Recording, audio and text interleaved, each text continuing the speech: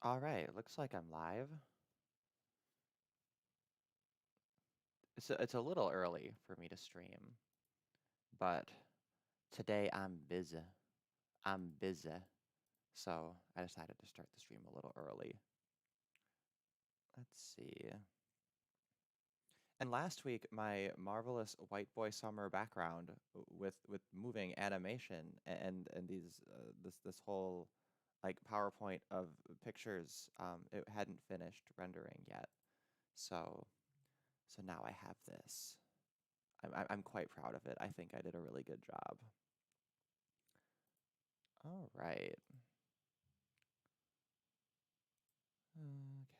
Well, I found a few kind of small, interesting items here.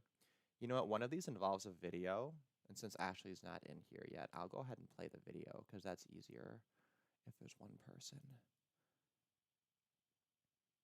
Let's see. This was a video. Benjamin Voice tweeted about it, and he was a bit miffed. He was a little bit upset, which I think is always refreshing. I think that's for the best. Um, anyway, I'll let the video speak for itself. It's only like 90 seconds long. Mm, I think this is going through the wrong thing.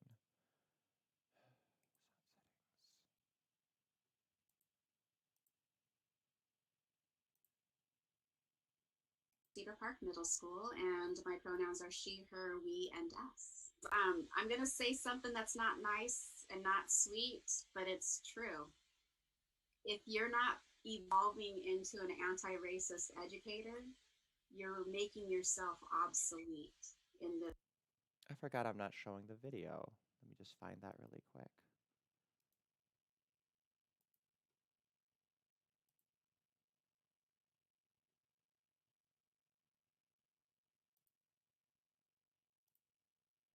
There we go. This field of profession. Our district is only getting browner and browner with our children.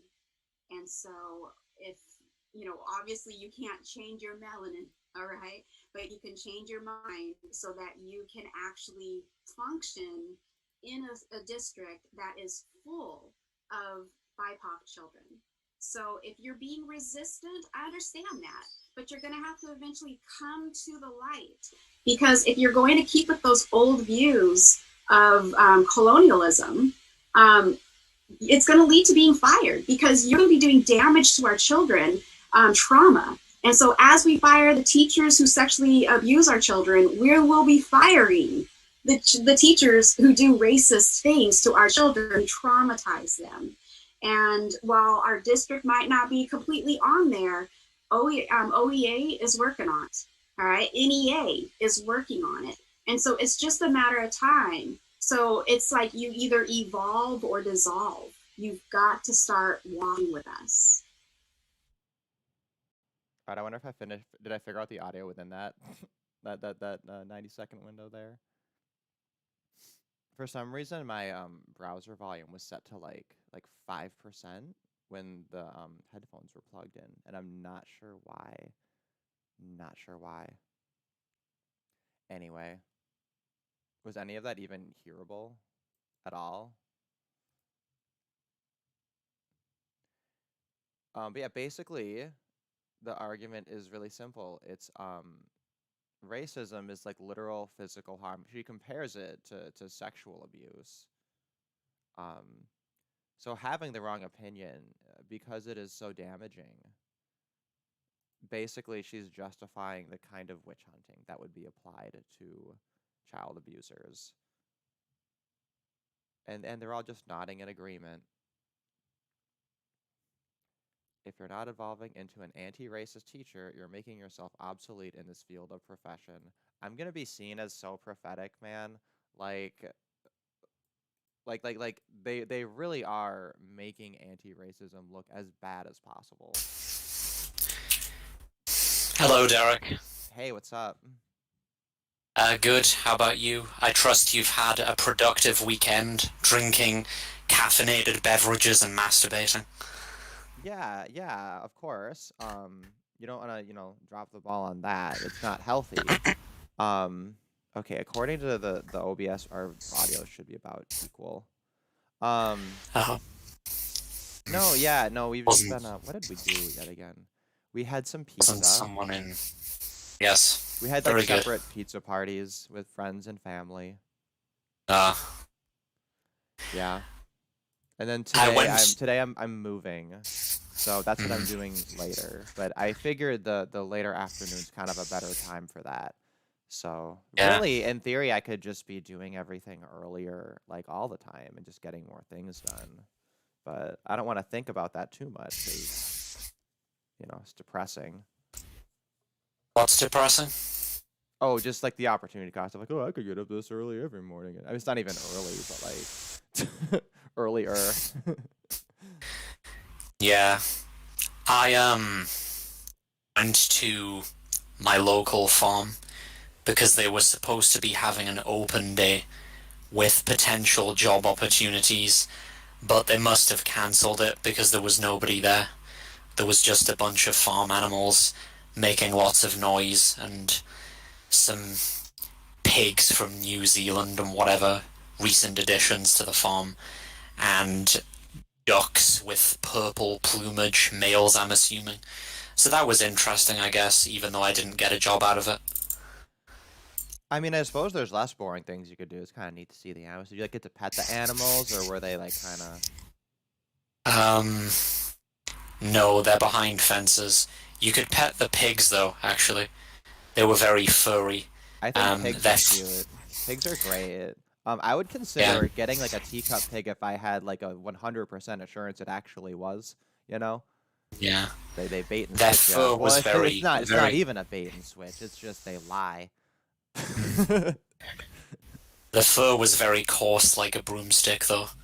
I I don't know. wouldn't Do want you to think be. maybe even like a proper pig as like a pet could be kind of worth it? Um, I well, I've feel, seen people do it. but yeah, but then I feel my friend disagrees with me. We were talking about this because I had another friend who brought up she wants to go to a farm that has baby pigs and you can play with the baby pigs and it's I don't know. But Yeah, I was saying if you have a pet pig, then like you'd feel like you could never eat any kind of pork or bacon or anything again. pets in general aren't worth it, in my opinion. They fucking stink and shit everywhere. And if you get a cat, for instance, they'll run around disemboweling the local wildlife, which I don't want to facilitate, so fuck that. Well, I mean, it's not that bad. Like they might like gut a mouse and you just like I don't know, kick it to the side. Like Yes, if it survives being mauled alive by the cat. yeah, I guess cats are pretty cruel. It's very peculiar to see people, typically women it has to be said, who are environmentalists and want to protect the welfare of animals but have this very romantic view of predation. This woman from San Francisco, I heard a story. She spent one half of her life rescuing local cats and then spent the other half of her life saving the mice and so on that the cats prey upon. It's really bizarre, and people who are virulently against fox hunting, for instance, they have this really rosy view of foxes. They think they're these just cuddly little teddy bears. It's very peculiar. Um, yeah, I don't know what to say about it. I mean, that would make a great webcomic, right? Is like it's like an animal activist, and then like she goes home, or no, better, it could be like parallel timelines, right? Where on the top strip, right, from left to right, it's like a big animal protest, and she's like doing her whole thing. She's like branding herself. Or I don't know. She doesn't do anything intense. Like she's just being a bitch, right? About how no one should animal cruelty is wrong. And then the right strip, which is parallel to it, right, is like just the cat savagely like mauling and torturing like a little helpless, like adorable little mouse, right, for this entire panel, right? And then the end of it is where like the cat is like sitting at home and then she's like petting it. Yeah. That's how I Why do imagine you it. have an why do you have an image of what looks like maybe Regency period aristocratic men on the screen. These are images I got from a Facebook group that posts images surrounding the theme of White Boy Summer. Well, it looks excellent. I approve. Oh, did you see? Who was it? It was a few people on Twitter were sharing like, what was it? It was like some runway fashion, and like it was this like velvet military getup thing, and everyone's like, yeah, like let's all dress like this now, like space marine velvet people. I want to find it now. Fashion in general is quite strange. Yeah, explaining it to aliens. Yeah. Like they'll get all the technology right away, but then they're like, what's this do? I don't. How would you explain? I have no idea. How would you explain pederasty to aliens? That's an interesting one. I know this is really autistic, but I've been thinking about this a fair bit lately. It's traditionally when people think of pederasty, that is like adults having sexual relations with, well, adolescents, not actual children, but adolescents. People think of ancient Greece and homosexuality, where it was this sort of quasi-pedagogical thing, where it wasn't only sexual, but the older person was supposed to be like an intellectual mentor of some kind. And this is what Oscar Wilde said inspired his pederasty. The interesting and disturbing thing is that there's an underestimated psychological niche, and I'm being very careful with the way I'm phrasing that. Just a psychological thing, if not an actual thing, in for this kind of sordid relationship in the heterosexual population, it would appear. I remember some years ago, well, I knew girls in my English literature class, because that was all female, of course, who enjoyed reading Lolita and that was always peculiar to me because I didn't understand what was it that they thought was so special about it. Was Lolita like that kind of a dynamic? I never read it, but it was funny actually. We there's a brand that makes these like painted silly glasses, right? And when I was working in like retail, like our store like sold these glasses, and like this old lady I was working with, she was like a super old lady. She was like an older lady, and she was hey, I had a customer say to me that like they were like weirded out by the name of the brand on these and something about it being about this story with like the stuff. And I was like, yeah, that's like a really famous novel. Like I haven't read it. I don't really know why people like it, but yeah. And she's like, that's what that means. And I'm like, well, it doesn't necessarily mean that. Like the like the novel got it from somewhere. Like it's not. Like they don't own it, but here's something. Explain that to an old lady. It's like, Here's something that'll really blow your mind. Can you imagine a daytime TV soap opera which included this kind of dynamic and then was subjected to no controversy? Some years ago, when I was 16 or 17, I'm kind of a hobbyist polyglot. I enjoy learning languages. It's one of the things that I'm fairly good at. I was studying Danish, which I later got bored with, and I was also studying Spanish, which I later got bored with. And watching soap operas, especially Spanish soap operas, is generally an extremely tedious and prosaic exercise, but they use fairly simple language, so it's actually good for first-time language learners to get a handle on the language.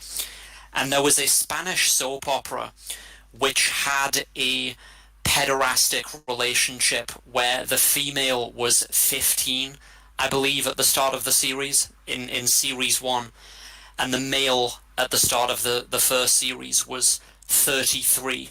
In story, I mean. I don't know what their real life ages were of the actors, but that's beside the point. The point is that in story it was definitely a pederastic relationship where he was supposed to be some kind of a friend of the family, I believe, and was therefore had this like quasi-paternal, quasi-pedagogical relationship to her, which then also became sexual throughout the course of the series. And this was on a daytime TV soap opera in Spain and faced no controversy, and Well, these were because you know what though, we have everything all backwards, right? Everybody thinks that like all the adult shit should be at midnight. It's the other way around, right? If you're gonna send all the kids to school during the day, daytime TV, that's just female smut hour. That's just Valium and debauchery hour, right? That's what noon, like from like 9 a.m. to like 4 p.m. That's like half the day. That's like it's like what like a third of the fucking day could just be all female smut. Could just be 50 Shades of Grey on 50 different channels. Yeah. Or in this case, Lolita. Yeah, I guess. Slightly, I see. I'm sugarcoating it. Yeah. Women. So yeah, that speaks to an interesting point. Women were the target audience for that, and these were sympathetic characters, and there was never any controversy about this in the Spanish media, as far as I'm aware. I don't know what the intentions of the show's writers were thinking about it. I don't know if they were pederasts and that this was their way of, like, living out their sexual fantasies or some shit. But it just seems like there's a niche for a fantasy, which, a kind of sexual fantasy, which incorporates a paternal aspect where the person in question is taken care of by the older person, who was almost invariably a man, and is also sexual. And I don't really know what to make of this in a historical and sociological context, but it is a trope that you see a lot. This sort of like the merging of these two things. It's like maybe a society with really undifferentiated or primitive institutions or fatherlessness has some sort of relationship to it. Or maybe, as in the ancient Greek case, because that had an educational component to it. And there was also the aspect of warriordom, the sacred band of Thebes and all that, where they were all, homosexual lovers, supposedly anyway, if you take those stories at face value. It seems to be some sort of an attempt to take the male sex drive, which is generally not useful, like outside reproduction. It really doesn't serve any purpose whatsoever. And then attempting to turn it into some sort of a social adhesive that would bind students to their mentors, or warriors to each other, or whatever the case, or paternalistic figures to their, quote, daughters, pedagogically speaking, not literally. It's really weird. Like, do you know what I'm getting at? Well, it's a funny way of putting it, right? Is that if you point to it and say, like, okay, this is a little weird, you guys shouldn't do this. And I say, okay, but what are you gonna do with the male sex drive then? You're just gonna let it, like, what's your, like, you got to do something with it. Like... Yes, I do. I don't know. Yeah, I don't know where. I don't know where to take that. But I mean, yeah, because do you know what I mean? I think everything that you list up front about ancient Greece and everything, that is, I think, what everybody thinks, and I'm pretty sure this is the case. I have suspicion. I guess I could verify it if I were a little less lazy. That the degree to it and the prominence of it was definitely like exaggerated, just because like a lot of gays just wanted to make it seem like they wanted to use that to make like the homosexuality in general seem normal. Which is also weird because it's like you're tying a lot of peculiarities to those kinds of relationships to it then, when like that's not what the goal should have been. If the point was to be like, oh no, it's just equal. It's just we're talking about it's just all other things are equal, right? It's supposed to be the argument. So then to use like ancient Greek pederasty to try to normalize like modern just adult homosexual relations is like. Just seems like a bad call. If for no better reason, bad optics, but I think there's better reasons.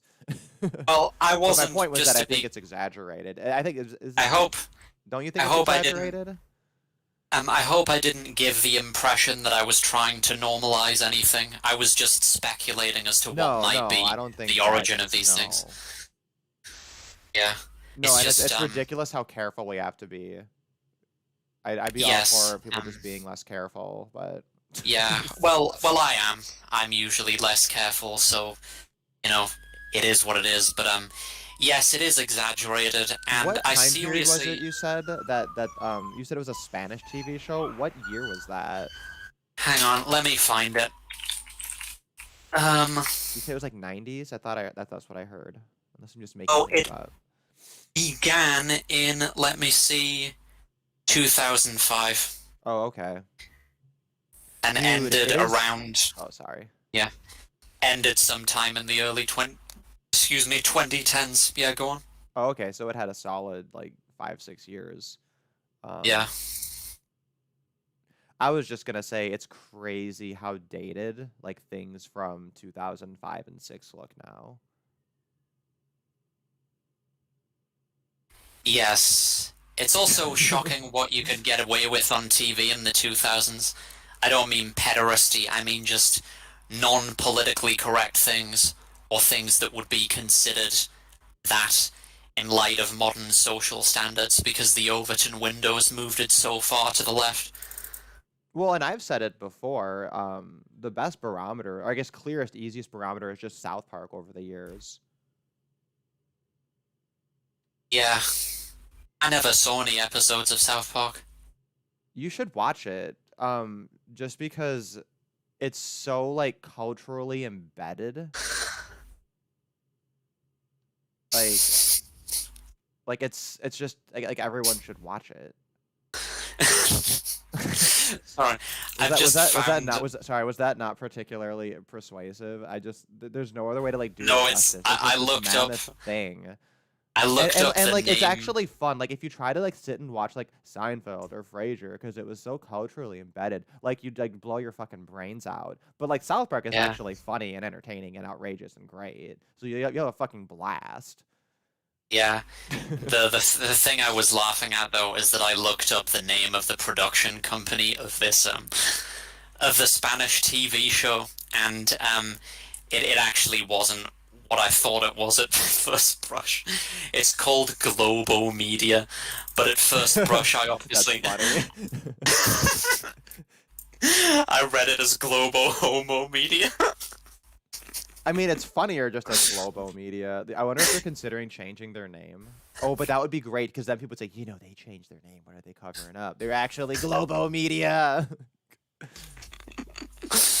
I'm gonna say I don't know if you're not. I don't think you're looking at the stream actually, but I found that image of this. I think it was because Brandon Addison commented on it, so then it came up in my recommendeds. These outfits. I'm definitely submitting this image to the White Boy Summer group, so that they'll post it. Well, was he commenting on it favorably or not? He said it would be too hot because he lives in Arizona. Yeah. Fair enough. Well, I don't know how. In a place like that, you might as well just run around naked and put factor 50 sunscreen all over your body. Have you ever Because considered like living in a nudist colony for an extended period of time? Like I just thought it'd be interesting, Like you'd be like in like a different headspace being like constantly naked for such an extended long period of time. You know what I mean? People say that it can get you into an unusual headspace if you're just used to seeing people completely naked all the time. I think what was it that he said? Kinsey said this about his researchers because they were seeing people up close and personal. Well, in their case, actually having sex all the time. But I think the same applies to just being in the nude all the time. I wonder if you would get to a point where nothing would turn you on, like nothing visual would turn you on. No, that's stupid. Yeah. I don't think just running around just like casually seeing people naked, especially just like average people in your other like nudist community, like I don't think that. I don't know. I think like this idea that it's like people just see body parts and then are just immediately like visually stimulated. It's just like I don't know. I don't think so. Well, you would get used to it in any case, so. Yeah, because like you just find other things to sexualize. Yeah. What's this image you've got on the stream just now? That's fa- Boogie. That's when this guy was like harassing Boogie and like came to his house and then Boogie like pulled a gun on him and then like shot it in the air. And I think Boogie might be going to jail. Did not handle that well. That was internet drama. Yeah, Well, I mean, you know about I Boogie wouldn't in know. general, right? He's this really famous, really fat YouTuber, and like I guess he lost a lot of weight, and like sometimes he's really positive, but he's also like a compulsive liar and like just gets into a lot of shit. I can't even remember all the drama. That's the refreshing thing about internet drama is like the internet never forgets, but like nobody fucking cares. Yeah. Jay Willie's here. Oh hey. I'm currently in my dad's car. They haven't gotten here yet. I guess you guys don't have any special weekend this weekend. We have Memorial Day this weekend. So you guys, I think it's just a normal weekend, isn't it? Yeah. Yeah. And the first, when I hear someone mention Memorial Day, it's the video you made about Memorial Day. Yeah, John Smith clarified it. Aggravated assault charges is what he got, it looks like. I think it could have been a lot worse for him, though. And then the funny part, though, I love it when, like, stupid internet drama spills over into the real world, and then, like, they have to explain to, like, police, right? They're like, no, we're IRL streaming. And then the cops are just like, why is there a robot following around saying the N-word? It's like, it's Yeah. well, they pay $5. Like, it's like, no. Like, it's like That's there's some funny. or shit when like the cops showed up at like Ice Poseidon's house and they're just like, why is she handcuffed and screaming? And then he's just like, well, you don't understand, we're streamers, okay? And like like I don't know, just it's tough. Okay. So anyway, that happened. Wait, I was By gonna, the way, before I'm I forget, I know sorry. this came up a long ass time ago. What kind of job were you gonna get at a farm? I don't imagine you working at a farm. Just anything. I don't care. I suppose Whatever's because you don't really have to available. work with people, right? Because you just like do the stuff. More or less, yeah. I suppose wouldn't it mind could be working. refreshing to work on a farm. I wouldn't mind working with horses, but they don't actually have any horses up there, though. It's just pigs and Horses kind of birds. freak me out because they're so big, and I wonder like, what if they kick me and then like you could die? Yeah. And they can get spooked, and they got personalities, right? So there's an unpredictable nature. Yeah. Stallions that are ungelded can be quite dangerous.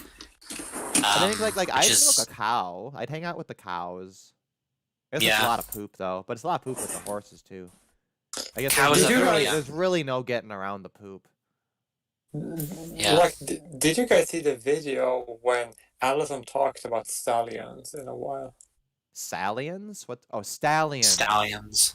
Yeah, and she was basically like explaining how people thought, stallions are bad because they have balls, right? And that was bad because it was much more humane way of making stallions more nicer than castrating them. And then she made like a really good point that I can't really explain.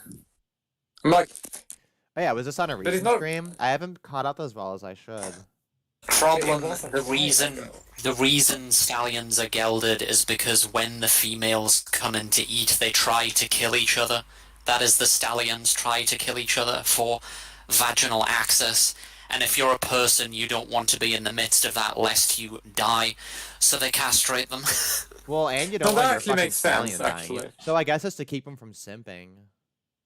Yeah, that's the word But I isn't was about to use. castration? Well, maybe castration like the simping isn't ultimate quite the right simping? word, but almost. This image too is great, man. I mean, I didn't really do a whole lot of work to make this because I just took all the images from the White Boy Summer Facebook group. I need to get more images.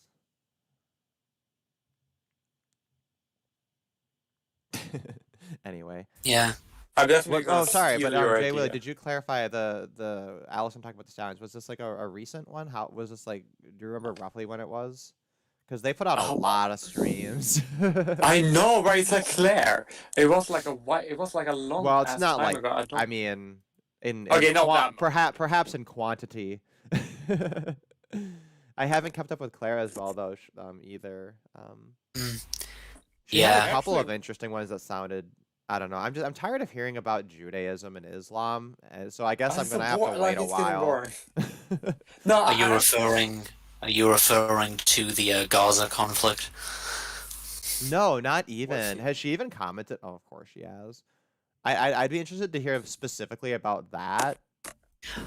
Oh, her. I'd almost forgotten who Claire Cole was, and then I remembered. Wow, Yeah, that's a rude thing to say. What if she's listening yeah, right like it's now? how you. But the thing you said about her that she had a lovely voice, like you're Yeah, so she right about does. that. I was also Hello, watching a. people. Hello, Have you people. seen her talk about when she basically made a video right about the no height laws, and then she ended up because somebody said that she took the vaccine, and then she explained, and then she started talking about the vaccine for a long time, and she was like literally saying like, oh, you wrote that I was taking a vaccine to set an example. I actually did not took the vaccine to set an example. I took it because I was getting asked of it over and over again. I didn't want to reject it, keep rejecting it. So I did took it, and I don't like our government, but I don't think they were going to kill us with the vaccine anyway. So We I really do decided need to to get take like it a anyway. Claire bot eventually. Like, I mean, and it's not undoable because I'm we've gonna talked do about it. this before. I'm definitely gonna do it. Fleegan knows how to make it. I'm gonna download all her videos because she literally said in the video. I need to quote. I don't think the government is going to sterilize us either. But as I not plan on having babies, I wouldn't really care if I were to be accidentally sterilized. Oh, And that's like my I'm like, oh my god.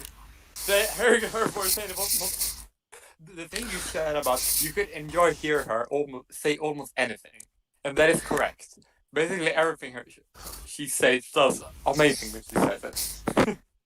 My mother and her boyfriend got their second COVID injections today. COVID vaccine injections. So Which that kind did was they get? Wait. Which kind did they get? We always have to know. Did they get Moderna? Did they get AstraZeneca? Did they get Johnson and Johnson? well. I'm Sorry, I'm in They just get being Britain. obnoxious. Sputnik. That's like the new like how's the weather? It's like, oh, which vaccine did you get? Oh, I got this one. Yeah, Oh, that's all okay. Sorry. I'm in Britain, so I'm guessing it was probably AstraZeneca. But But, yeah, That's the spice. That's the one that's iffy. They should yeah. be yeah. worrying. But it's actually more of an important question. I just want to know if you Yeah. took the. If I just want to know if like is it the RNA vaccine or is it a normal vaccine? That's just what I want to know. AstraZeneca is the RNA vaccine, I think. But And the of other ones course, are not RNA. no, I don't think so.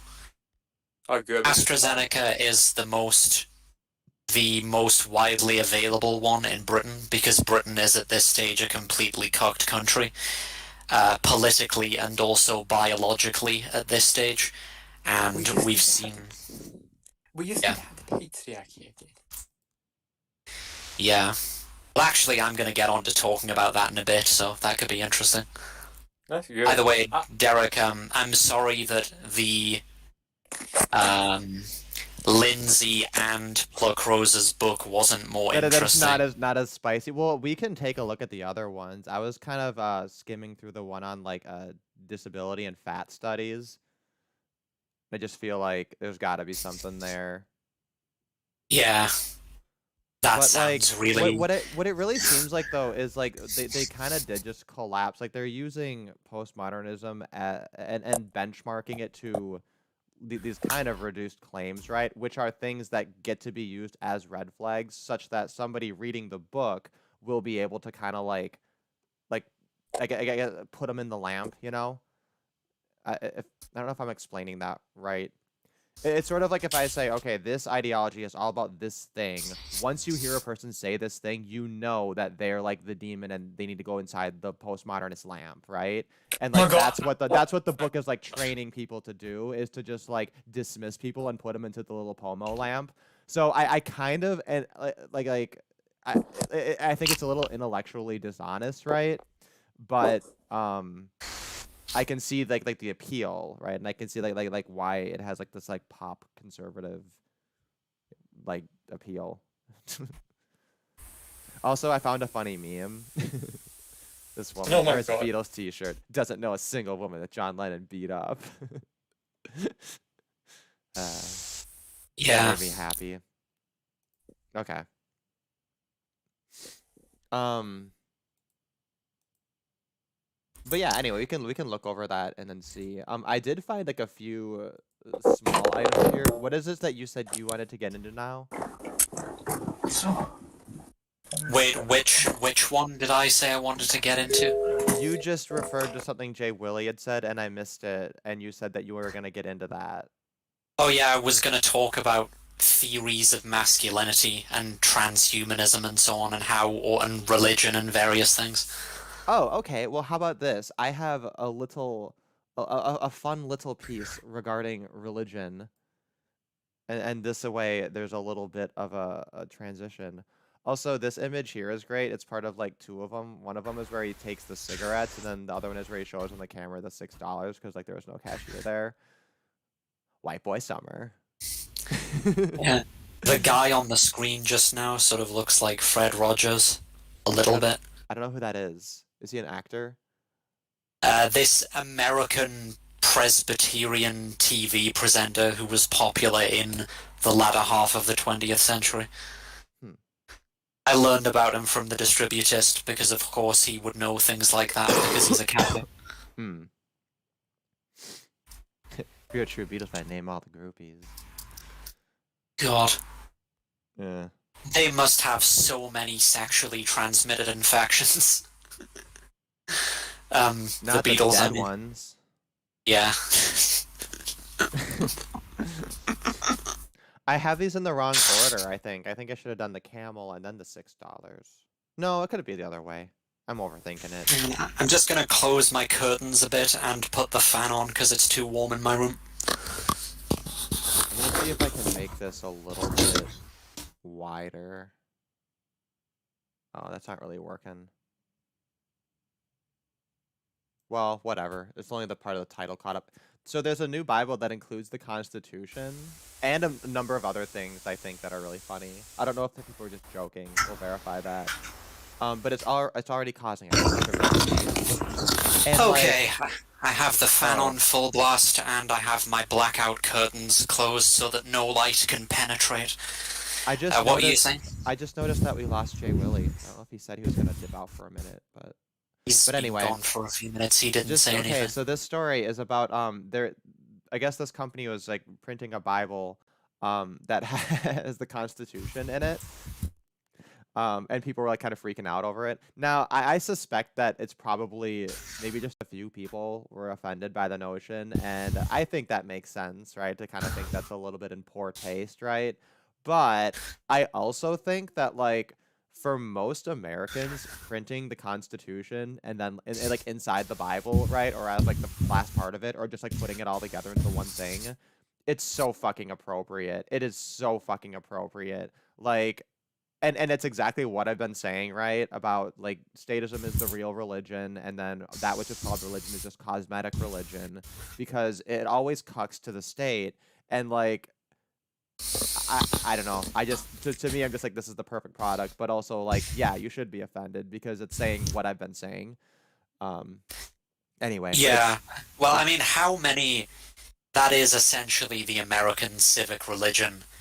Not many of them. Even though America's religious culture is mostly Protestant historically, most of them aren't particularly well read in the Bible, I'm guessing, apart from maybe a few fundamentalist sort of evangelical sects, or maybe the Amish. You pretty much just have the Sermon on the Mount and a few parables combined with constitutionalism, constitution worship, and that basically... I mean, but that's the thing, though. Like the American Constitution, like they like to say, well, look at the 10 Commandments and look at how we say we shouldn't murder each other. Therefore, it's a Judeo-Christian nation, and it's inspired by that. And it's like the thinnest, most retarded argument. Like, I hate it.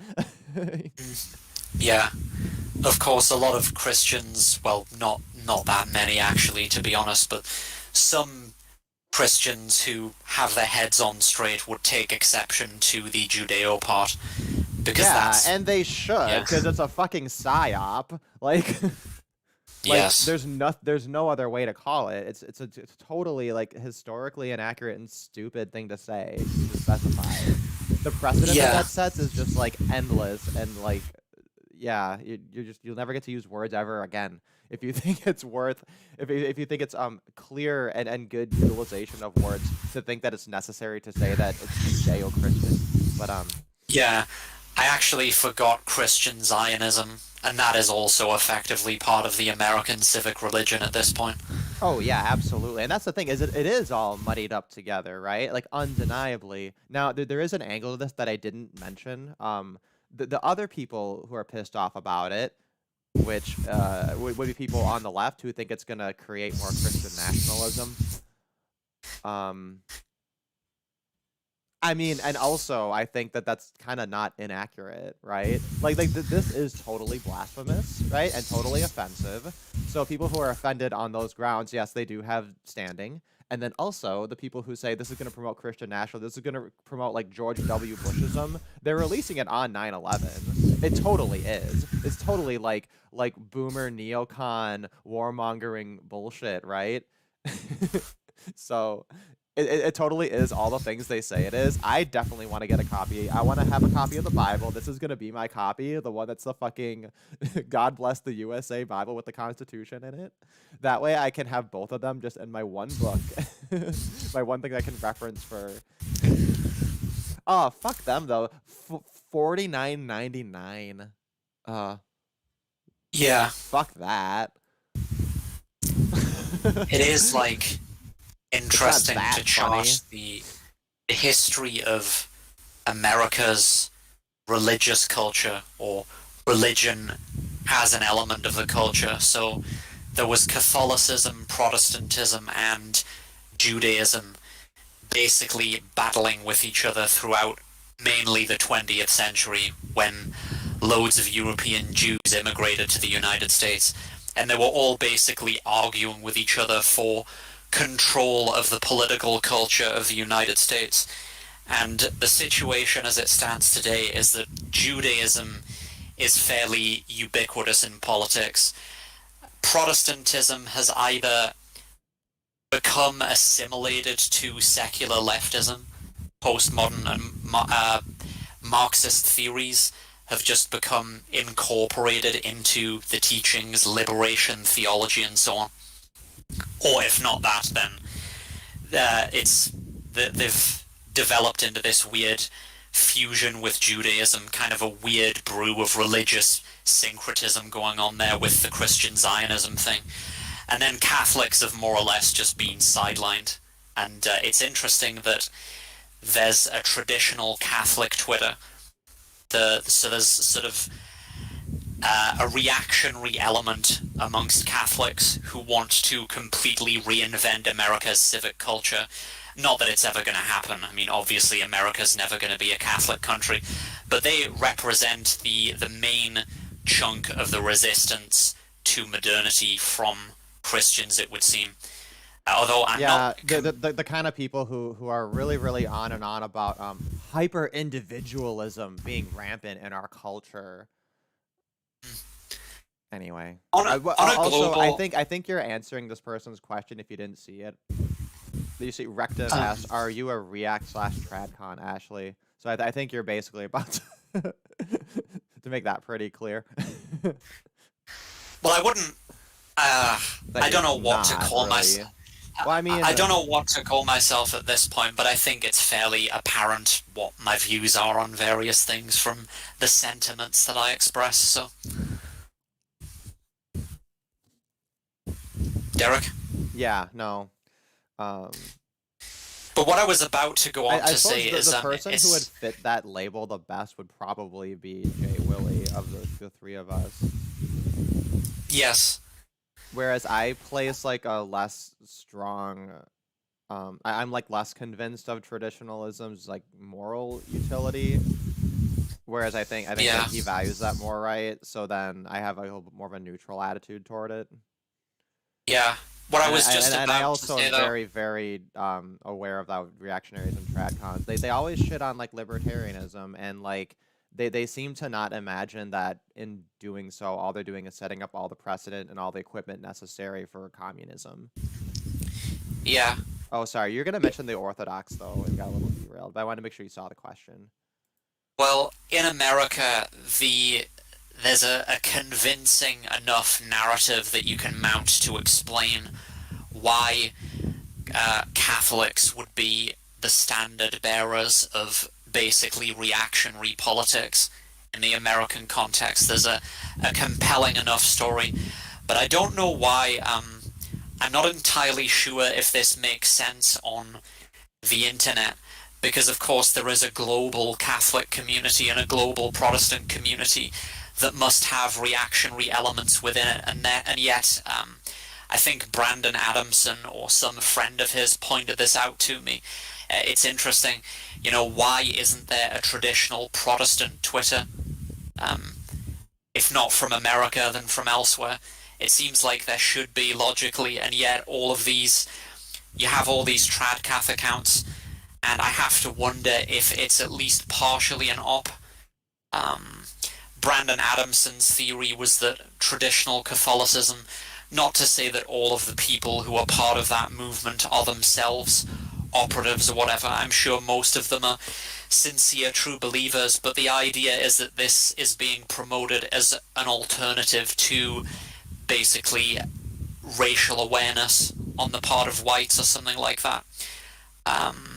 Traditional Catholics denouncing racially aware white people as wignats and so on, like Nick Fuentes sometimes tends to do, although I acknowledge that he's a little bit loosey-goosey sometimes with his positions on race, but you know what I mean. Yeah, it's interesting. Okay, wait a minute though. This is bizarre because like why would they like insofar as it's like a gay op, why would you choose Catholicism when you have my understanding is you have a lot more like evangelicals or Protestants in general, and like that way you're coming from a narrative where it can appeal to like the underdogs, right? Because that's their whole thing. It's like, oh, we translated the Bible. Otherwise, like look at the Catholics. Their leader like has a fancy hat and is in a Pope mobile with like baby lamb shoe bladders, right? And look at all the gold they sit on, right? Like just like optically, and then in terms of sheer numbers, I feel like if you were gonna gay op, you would totally take the Protestant angle.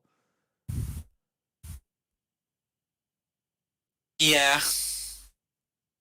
Like I said, I'm not sure about this.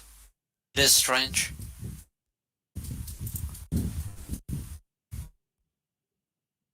I'm just commenting on it as an outsider. But yeah. No, yeah, but I guess it is a good point. I'm not sure what to make of it. I mean, there's something really spiritually dead about people who are like highly, highly political and also highly religious and like don't have any kind of separation, right? Of to have a religion and to sincerely believe it as this like cool, awesome spiritual thing, and then to just like cheapen it by putting it in just the mud of politics and the evil of it. It's so gross. I don't know. I find it a little bit repulsive. And I do think that when you find people who are like genuinely like believing in their faith, what they want to do and focus on is like their family and stuff like that, and like they're just, you know what I mean. So they're not gonna be on Twitter. Like what would be the point? Like they're gonna call their friends and family. Like they don't need to do this like Twitter shit of like how are we gonna red pill everyone? How are we gonna Christ pill the masses and normies all day? Especially if they go to church, right? They go to church every week, you know? You don't need Twitter then. So I feel like maybe part of it is like it's a contingent of like fake people. Is there an Orthodox Twitter? I don't think the Orthodox is Orthodoxan do it so much either, right? Is this a distinctly Catholic Twitter thing? Yes, I believe so. Hmm. There are a few Orthodox reactionaries on Twitter. One of them, this half Russian, half British guy, as I recall. Hmm. Yeah, I don't I know. don't know.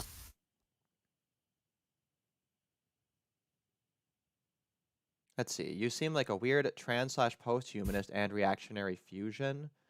I'd I mean, say, yeah. that's not totally inaccurate of either of us, I don't think. I mean, I was just going to say that I think that's mostly accurate. yeah, Yeah, hatred of if you had it. degenerate leftists and even extolling tradition at times. I mean, that's, tradition can be good, right? I don't think that's bad. Other things you probably said, okay, that's are pro-racial awareness. I mean, like race is a thing, like it's perceivable, right? Yeah. White nationalism. Well, I don't want any nationalism, but I'm for like people being able to separate themselves, right? Like that's just property rights. Um, so yeah, I don't know. Is that all nonsense? I think people definitely take it too far. Like, or if they think they're gonna actually create like a white ethno state, it's a little no. I don't think that's a thing. Yeah. Twitter trad cats are cringer larpers. Yeah. I wonder if he's thinking that we're like. I mean, we're not identifying with like the Catholic Twitter people. I don't know anything about traditional Catholic Twitter. Full disclosure. Yeah. All right. Well, there you go, racial dominance. I kind of just went through line by line to see. Well, I guess he's following. Oh yeah, but no, there was another. There was a funny ass part about this stupid Bible story. The story about the Bible, I should say. It's also going to include lyrics from singer Lee Greenwood's hit song "God Bless the USA," which topped the charts on September 11th, like the original September 11th. And I guess it's going to be King James version. See, because they know how to gay op. They know that's the one you choose if you're going to gay op, because that's nice and like that's the kind that's like the most what's the word I'm looking for? Like most common denominator is my understanding. Maybe some people would take issue with. I'm sure a lot of people take issue with that, but people in 30 of the 50 states have pre-ordered the Bible. That shocks me. So there's not even one person per state who's ordered it yet. I could be the one for my state. Yeah. I was just gonna say, yeah, I think I'm about done with this article, so we can move on. But yeah. Or back. Regarding race, though, because I just wanted to, to really have cogent, fully formed thoughts on this, I would need to write it all down. But obviously, I'm British. I would like it if Britain continued to be recognisably mine, as in a place that would be recognisable to my ancestors, have some sense of historical and cultural and indeed ethnic continuity. That doesn't mean I want total racial or ethnic purity. For instance, I've said this a few times, I wouldn't mind the condition that London's in, as much as everybody tends to complain about it. That is, native British people tend to bemoan what London's turned into. I wouldn't mind if we did something like the European version of Singapore. Like, let's say London was, I don't know, 70% native British people, and then the other 30% was some hodgepodge of, like, high caste Indians, Chinese people, Japanese people, other European ethnicities. I wouldn't care about that, but obviously I'm in a position where if you don't want British people to be replaced, then you have to draw some sort of a line. Some people would draw the line more stringently than others. Does that make me a cringe white nationalist? I don't know. In a way, it's a very normie position. Certainly would have been considered perfectly normal for most of human history. And that's the thing I try. One of the things you have to try to impress on people is that this is like really normal thinking. It's only considered weird because we live in a weird age. Yeah, no, and that's well, and that's why we harp on anti-racism so much, because that is kind of the predominant like ideology. I mean, I guess that's not that that's caused it, but that's how it's manifest and become labeled. And really, like, if that were just taken down a peg, if we could just view racism and anti-racism as like, I guess, equally valid. I don't know. Yeah, but it because that is kind of the thing that changed and like really fucked up a lot of stuff for the worse. Yeah. Yeah. And obviously I could write tens of thousands of words just on that topic alone. But yeah, off the cuff, I'm not a particularly gifted orator, so It's like normally, I guess for a time period that was long enough, there was a luxury of not caring about that, right? And it's gone so far that now something which normally would be like a total non-issue that you wouldn't even give a shit about, like now it's like a pressing matter. But because it's been so long that people haven't cared about it, it's weird now. Well, yeah, I mean, I think the time when you had the luxury of not caring about it was when we were doing white Singapore, so to speak, you know, demographically speaking. Like, I remember Brandon Adamson saying this. I don't know if he still believes this now, but he said there was a time in the 80s when people really didn't care, and whites and blacks, you know, back when America was biracial as opposed to multiracial as it is now, people actually were just ceasing to care about the racial divisions that had existed in the past to a large extent. But then, of course, you have to remember, and, you know, it seems like it would be a mistake to neglect to mention this, America was still like 80-something% white in the 80s. Difficult to ignore that. So, you know, that's when we had this luxury. Mm-hmm. It is what it is. Crazy. Okay, this guy wrecked his his comments keep getting held for review. I think because he's using the term anti-male. Is the term anti-male is like censored on YouTube's chat.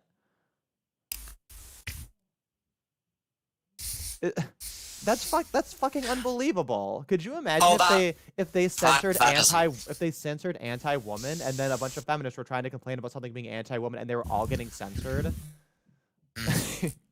This is why I support Karenism in men's rights. I want to start a movement. It's going to be the men's rights Karens. We will speak to the manager. We will speak to the principal and to the first grade teacher about how no, like his behavior was fine and you're a misanthropist. I heard recently from someone, he was talking about the YouTube comments, not the chat. So maybe there are different rules, I don't know. But at least in YouTube comments, he did some experiments to see what kinds of comments would get automatically deleted because they don't get held for review, they just get deleted. As I learned a couple of times to my consternation when my comments disappeared on your videos a few times. Yeah. Well, the other thing too is like I used to get notifications and now I don't, and then like YouTube's message checker is really fucking convoluted, and then I see stuff that I like didn't notice from like a long time ago, and then I feel bad because you could interact with people through the comment. Yeah. Anyway. Apparently the rules were or are no swear words, so you can't say shit or cunt or anything like that. And you can't even use negative language. This was what he was claiming, I think he said. So you couldn't use words like stupid or dumb or retarded or anything like that. Otherwise your comment would get deleted. Right. It's dismal. Yeah, and I feel like there should be a simple enough solution. It should be just like age segregate chunks of YouTube. I guess then everyone just goes to the maximum 18+ age though, because they want to see all the things. I don't know. Yeah. Or I like the idea of Care Bear mode, right? When you report someone, or if you don't see something you don't like, then they put you in Care Bear mode, where they hide it all from you. Yeah. So, on religion, I'll get to this thing that I wrote. I've been thinking a lot about types of social control that a society needs to continue functioning as a society instead of just an aggregate of individuals, and some discussions on HBR's live stream channel have dug into this a bit. There is this tension that seems to exist that I keep noticing, there is on the whole a suspicion of paternalism.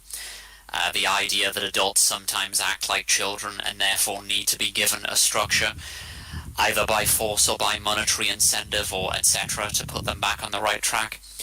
But then simultaneous with that, there's also a lot of sympathy for religion and about the use of religion as a social adhesive. And it strikes me that this is a somewhat of a contradiction, at least. I mean, either paternalism is sound or it's unsound. It doesn't seem to make a difference to me whether the instruction is coming from God or from the monarch, for instance, since we can't get instruction from God directly, even if he exists. He can only speak through the priesthood and the state, which effectively renders state and religious paternalism one and the same thing in practice. I wondered if you'd have thoughts about that. I guess I'm not sure though, because I kind of just it's Don't like you care. said, well, no, it's just the yeah, like the monarch deist distinction doesn't really seem to make that big of a difference, like ever in practice. I don't know. I'd have to think a little. I guess off the top of my head, I'm not really sure what I could add to that. Well, it's cool. I think part of the confusion comes from the idea of positive and negative rights, which is common among libertarians. So practicing your Right. religion Well, is because a the right. libertarian, right? We always go full blown like negative rights. So we don't need this positive right assertion. The closest we get to that is like property rights, right? But then you don't always have to. That doesn't need to be enshrined in those terms, right? And then there's this big slippery slope of enshrining positive rights, which is to me, it's just so intuitively and obviously a horrible idea, right? Yeah, It just blows my mind that anybody even goes that way. And like that's my top criticism, of course, of the United States Constitution and the Bill of Rights, is I'm like it's not a promise of guaranteed protections, it's a fucking hit list. Like that's the way positive rights works. It's a promise that they're gonna violate all these things, right? It's like if you told someone like, hey, I'm definitely not gonna murder you. And it's like, why did you say that? Like, there's a presumption that you're not, right? And that's the way liberty is. So that's what pisses me off about religious people, is that like they'll say, oh, my religious freedom is being violated. But it's like, this only is a thing when you're doing something that under any other circumstance would also be considered a violation of someone's rights. And what you really want is a religious exclusion that allows you to violate other people's rights in the name of religion. That seems to like almost always be the case. And then the bullshit thing is, even if they're doing something that isn't a violation of other people's rights, like refusing to bake a fucking cake, they'll say, I should be exempted because of my religion, rather than making the argument that would be like logical, and the argument that would be like not treason. The argument would be everyone should be allowed to refuse service. And like to make the argument I should be excluded because of my religious belief versus everyone should be allowed to do this, to me that's fucking treason. I hate it. So like that's like my one beef, and I feel like I'm asking for nothing. I feel like I ask for nothing from religious people besides just like equal respect, equal tolerance. That's it. yeah. Well, practicing religion is regarded as a right by many people. Yeah, But and it's so, religions, what does that even mean, right? Like, because yeah, if I say I'm practicing my religion and I made something up and it's my own individual thing and that's what I want to do, right? Like, I don't get the same privileges that proper, established, organized religions do. but yeah, and religions, what I was going to say is that religions themselves often sanction limits to people's rights with paternalistic reasoning. And, Yeah, and that's the whole thing with the tradcons too, right? Is they're well, everyone's too dumb to see that our values and our lifestyle that is best for everyone is what they want, so we're gonna force it on them. yeah, so it's like, it's a negative right for the state to not interfere with your religion. One of the issues that I've had is that this distinction between positive and negative rights doesn't seem to hold, strictly speaking, if you take into account the enforcement mechanisms that rights tend to demand. So even something like property, if your right to own property is a natural right which you hold irrespective of your social position, and irrespective of whether you can afford private security. This places obligations like the police. So inasmuch as they require enforcers, you could say that all rights are positive to that extent. And once you've I don't sold wait. them, I think you yeah, skipped a step. I think you skipped a step. Um, okay, because the people enforcing it, right? Their duty doesn't come from the fact that there's some necessity for security. Their duty comes from the fact that they've formed some kind of arrangement where they said, "Hey, I'm going to provide this service," right? And I think that it's a really important step, just because like that. I mean, that's the key difference if you're going to go, like, if it's going to be a market or social solution versus an antisocial or status solution. Like it's not, yeah, I need security, therefore this group of people now has this obligation, right? It's, I found this need, I found a market that can supply the need, and this person now agreed to do the thing, and that's where the obligation comes from. I guess depending yeah. on what model you're going to operate in when you're hypothetical, but And this is how, like, most states do intervene in other areas of life. yeah, literally, the sort of- presumption is you're too dumb to buy a service. You're Yeah, that's paternalism.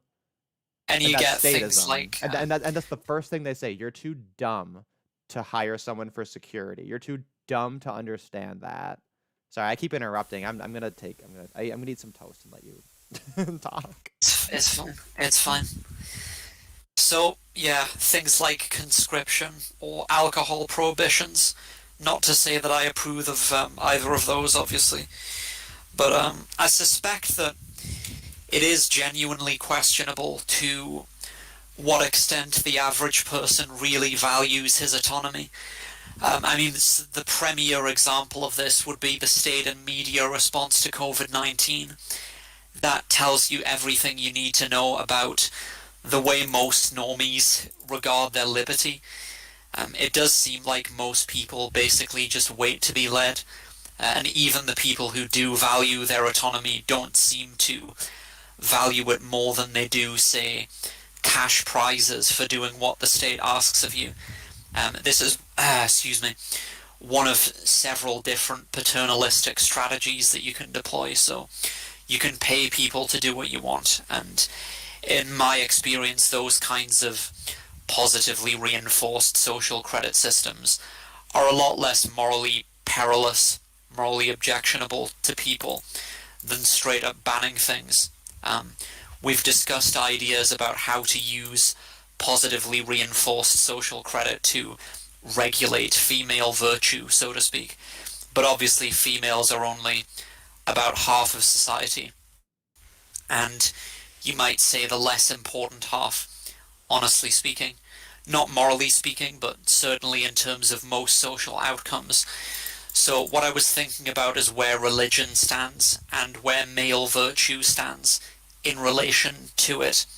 So the idea that we live in an era of unprecedented mental suffering obviously goes well outside the evidence, in my opinion.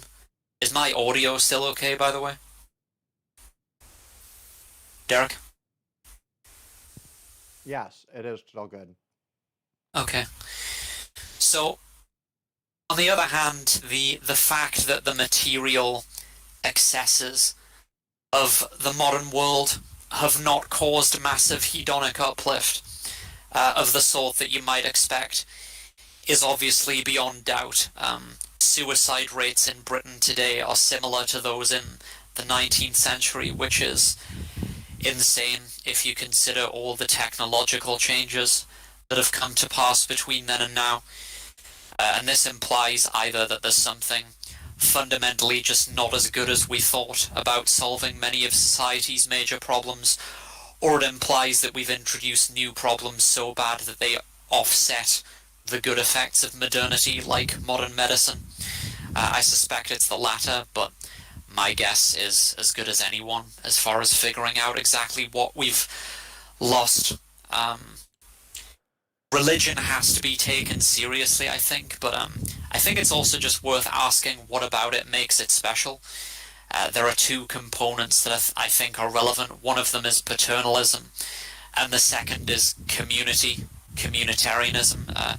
Humans need meaningful communities that extend beyond their lifetimes and give them access to sustainable forms of happiness and give them a structure which simply basically tells them what to do, unless you're a natural leader, and I take it as read that most people aren't natural leaders. And religions used to satisfy many of these social needs in people, but not these days. And it's like, I suspect that atheism is probably not a huge problem for small-scale hunter-gatherer societies, but it might actually be a problem for big societies like ours, because there needs to be some kind of narrative in which I and the stranger who lives in the next apartment in my big urban sprawl city share a fate, otherwise we're just atomized, and it's easy to do this in a society where almost everybody around you is family or friends of the family. In that case, the social glue is genetic, mostly. It's a lot harder to do in our kind of society. And so the link to men is that masculinity can also be a problem for big societies, because the most masculine men are also natural leaders, and natural leaders might go against the interests of the regnant elite and so on, such as our society's irredeemably corrupt and degenerate elite. And most men have a certain creative nature which requires them to stand outside and think outside the ruling paradigms of thought. So you've probably heard of Jack Donovan, right? That's Phil Tanza's favorite writer. He wrote this entire book defining what basic masculine values are. Oh, I think that was that the same book that Brian was I think he was reading it. I think he Yes. I don't think he finished though. I think he only did a couple chapters. Maybe I should. Yeah.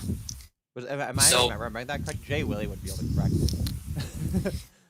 Yeah, that Wait, is. but before I get into that, I just wanted to acknowledge in the chat, Rectum, it looks like John Smith accidentally muted you, so sorry about that. Glad you hung in there for, I think it was like a 5-minute timeout. 300 seconds is 5 minutes, right? Yes. So, sorry about that, buddy. We'll try to be more careful. I'm not sure if there's a way to undo that kind of thing, but anyway. But yeah, were you objecting to anything so far? No, not really. I guess my only thing is that like this whole framework of like positive stimulus and positive reinforcement, right? I mean, that's what I just package, right, as like the what I call the moral, right? So it's just like trying to do virtuous things, and there's not necessarily an obligation to do the thing, but insofar as you can create these incentives, and so there's this point that like religion appears to have the utility, right, of creating these long-standing things, and there's all kinds of reasons for it, and that's true in general, and then it's true of our society in particular, right, because so many things are lacking. And I think, yeah, it has to do with like the elites being shitty and corrupt, but it is also like, I don't know. I think technologically the way things are set up too. I would argue though that there were things that did fill the niche naturally to kind of stand in for religion, and it's all that kind of civic stuff, right? And it's like the worship of education and teachers and stuff like that. Like I think that was a huge component of it, as well as like honoring things like voting and democracy and stuff like that.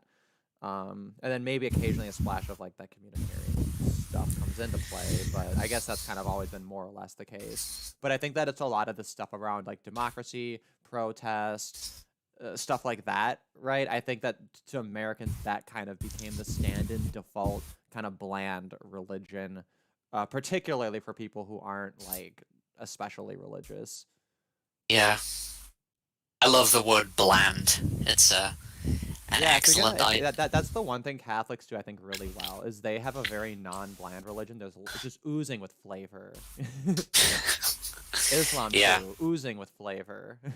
Protestants, a little bit more bland, not quite as exciting.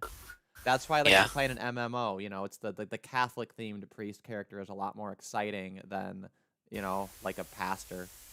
Like you never have a pastor class. You ever have a fucking high pastor exorcise the demons? That'd be kind of a funny concept. That'd be a great like exorcism comedy. Like the guy shows up, but it's like he's a pastor, right? So and I don't know, so he's like Midwestern and kind of doofy, right? And I don't know. I'll think about it. Sorry, I guess I really got off on tangent there, but so I think I'm following what you're saying, and yeah, I can see the argument so far. But I think though that like if these non-religious like quasi-secular like bullshit things did such a good job standing in, or at least naturally filled that, then there's got to be something you can construct, which is like a secular morality that I think people could take more seriously. So that project I like. Some people would argue that that's basically what patriarchy was, depending on how it's defined. That was like sort of the natural religion of men, but it's kind of so anyway, Donovan the natural talks religion about of men and women, to be honest. Yeah. Okay, Donovan talks about strength, courage, mastery, and honor, and they are conceptualized as masculine virtues primarily, because even though it is possible for women to have these traits, they're generally not required to have them. I do think there's more complexity to it than this, though. So these tactical virtues, that's what he calls them, are essentially the character traits you would expect of people around you if you wanted to survive in a zombie apocalypse, for instance. I just want to say though that's an interesting way of putting it, because like the tactical aspect implies this is like a like a practical or like ends based kind of a utilitarian model, right? Consequentialist. Yet they're supposed to be virtues, right? Like I suppose it's different from principles, right? Because virtues kind of have gradients to them. But anyway, virtues can be pragmatic. You don't have to think that they're intrinsically valuable. You could just think that they're instrumental to creating, I don't know, a functional society of happy people, or however you want to phrase it. And I guess that is worth mentioning. A virtue could kind of take either or both. I guess maybe not both. I guess it's a little bit exclusive. Yeah. Either the form of something that's like fitness, right, is a virtue, and it's like you could always be more fit, so it's kind of a continuously gradated thing. Like you just get better and better and better. Whereas like a principle of like I don't know. I guess the principle would just be that fitness is preferable to unfitness, and that's much more black and white. So it can be, I think it can be framed in those terms that you're talking about, or it can be framed instrumentally just fine. It just depends on what your core values are, I guess.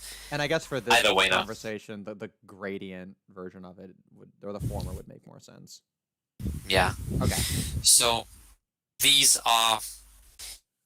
they probably served us well in pre-modern societies in which women took care of children and men did hunting and sometimes warfare. But there are also ways of construing these tactical virtues which would equally apply to chimpanzee society. So chimpanzees probably value strength even if they don't have the language to express it. And their social hierarchies are based around this to a large extent. Human males also value strong men, physical strength, but these days they also tend to value designers, architects, artisans, intellectuals, etc.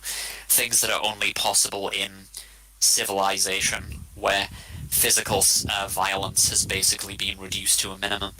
And human males have an unparalleled capacity to achieve feats through cooperation in a way that you see in basically no other species. So you see a veneration of mastery and codes of honor, especially in technologically advanced societies over the other virtues. There's kind of like a prioritization of the mental over the physical.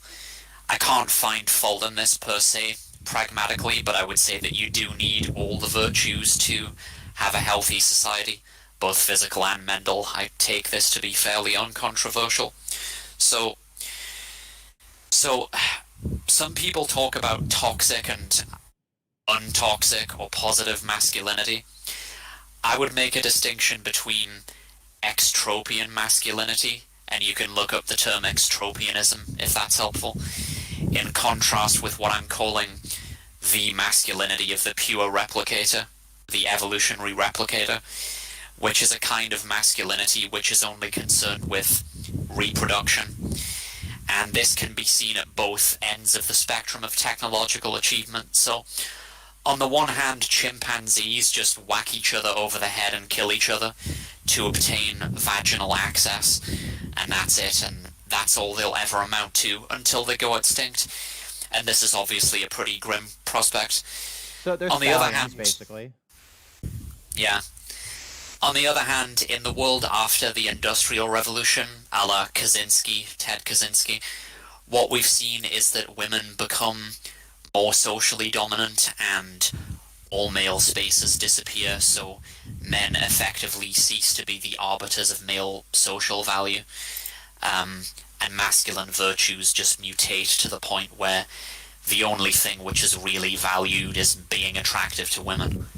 It's important to emphasize what a significant distinction this is. So the modern man trains his body, for instance, to be attractive to women, and that's it, and he takes great pride in his soul-crushing rat race job, which he believes will give him vaginal access, and this is his... I love that phrase, sorry. Vaginal access. Yeah. I like just calling it access. Trying to get some access. Trying to get some access. And this is his ultimate reason for performing various pointless, soul-crushing labors with no real higher purpose to them.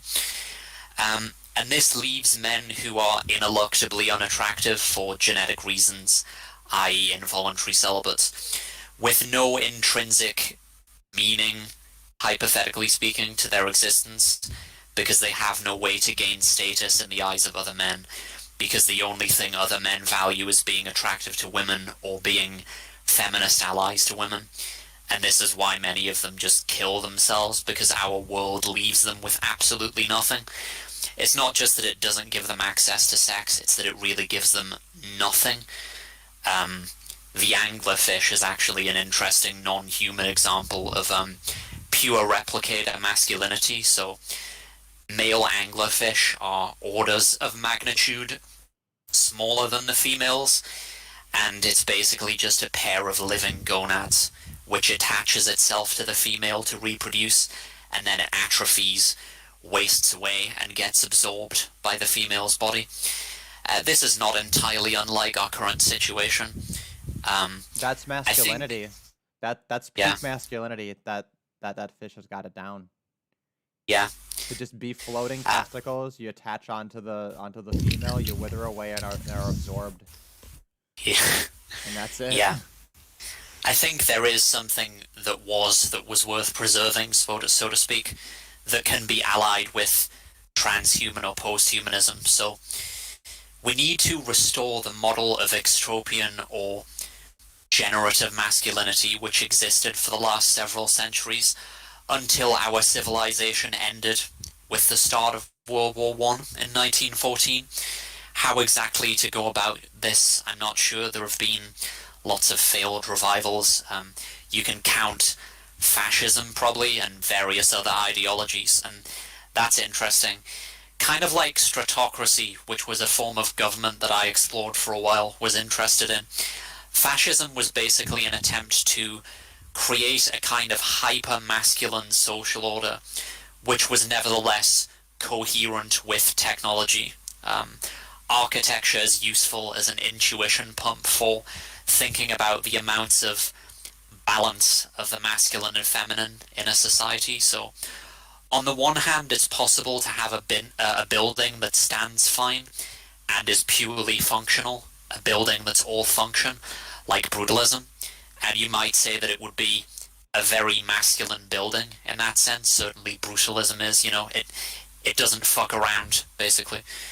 On the other hand, ideally you don't want a building that's just function. You want buildings with both function and style, and artistry and self-expression, and self-expression is a feminine proclivity, I think, which would explain why so many of the great artists and designers of our civilization were men with homosexual leanings to one degree or another, because they were kind of androgynous, so they were combining this male autistic instinct for systematizing thought, and there's obviously a lot of that in architecture, with a feminine, arguably, desire for emotional intensity and self-expression and so on.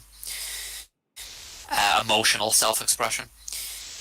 This may also be social. I think Before an you go ideal, on, though, yeah. I do think it's worth noting, though, that the indication that these qualities are perhaps a little bit feminine, it's not that the great people who did it were women, it's that they were homos.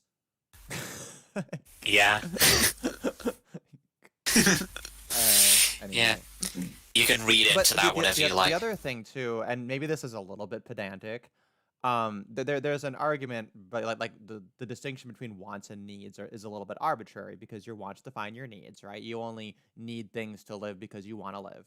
So the want is, I think, always the primal thing in terms of that relationship, and it's technically a little bit redundant because the need is just like you create some kind of a condition, and that's what makes it necessary.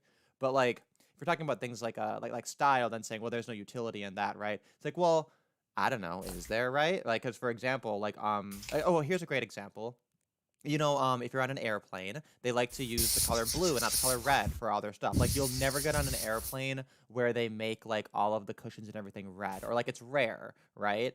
And the reason is just because they know that if you make things that like kind of rainy blue, or like a navy or something kind of like that, or like a powder blue or like a baby blue, like it makes people just calm the fuck down marginally more than if they were in like a red room. So that's why most airlines, like, they, it's always like grays or like darker colors and like blues and stuff to like make people calm down, right? So is that style or utility, right? You could kind of argue that the reaction, it is a little bit of like an artistic thing, right? Like, they want to choose things that have an aesthetic that's soft, but it actually does have like what you might also call like a real usefulness too. So, or even like a brutalist thing, if you rounded the corners off, well, now someone's less likely to get injured on a corner that's sharp, right? So I mean, but that's why I preface this with, it's a little bit pedantic, but I don't know. So you know what I mean? It's not that it's necessarily like that things like style and aesthetic are not useful. It's just that they're small, I guess. It's lots of tiny little ornaments. So anyway, I thought it might have been worth clarifying. Yeah. You couldn't have a society that was all style, is the point, though. You do need function. And that's why the Spartan warrior society might have been a little bit too ascetic for many people today, because of, just how masculine it was. But on the other hand, it was a highly functioning society for a long time, which, if a bunch of lesbian feminists got together on an island and tried to start their own society, it would be non-functional for the opposite reason, if you see what I'm saying. Yeah. It's all a balance, I guess. We have Thomas Dog in the chat. We had when was that we had our chat? I think that was almost 2 years ago now. Yeah, I think that was just I think that was like fall of 2019 when you were on the panel. Yeah, that was a fun conversation. Yeah, I guess he's on Team Milo's new arc of getting the gays, put all the gay back in the closet so that gay men can pass on their genes. Yeah, that's the real homo nationalism angle. We've been too many eggs in the anal womb trapno state basket. We're gonna have to get realistic. So, as far as like what I'm gonna do, and following my own advice, because I know that some of this might seem hypocritical given my current position, but I'm gonna get to that. So, this may also be controversial.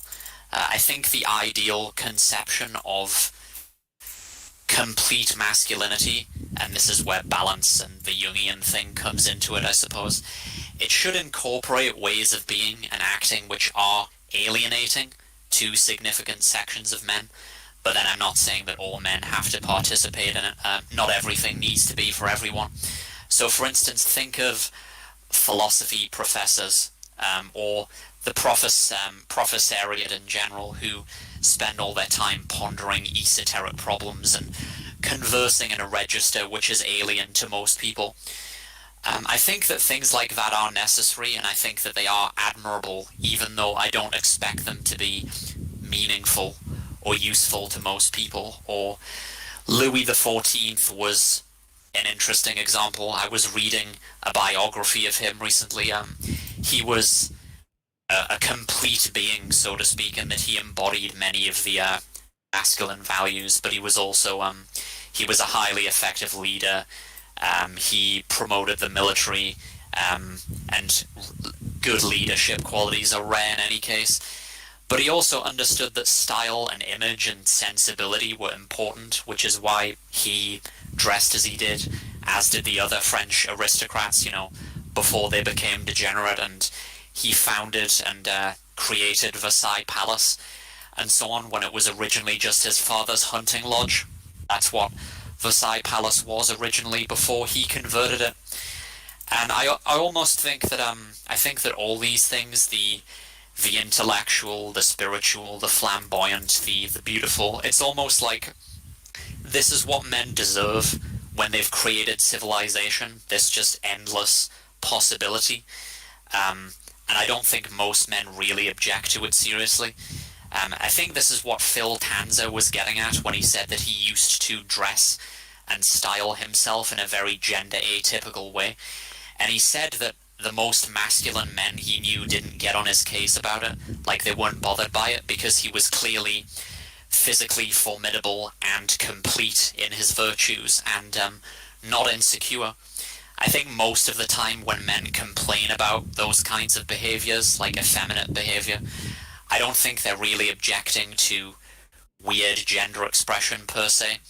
What they're objecting to is a person who appears to be incomplete, so to speak, or a person who doesn't have any of those traditional masculine virtues.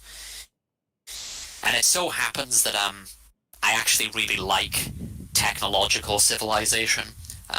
I don't have the instinct for primitivism that some people are susceptible to. I don't think it's necessary to completely understand the fruits of civilization, of technology, in order to deserve them or be worthy of them. Is being able to change a light bulb really such a huge deal when we have light bulbs that can literally last decades, LED bulbs? So that isn't something that's always important. As long as somebody knows how to do it, then it doesn't have to be a big deal.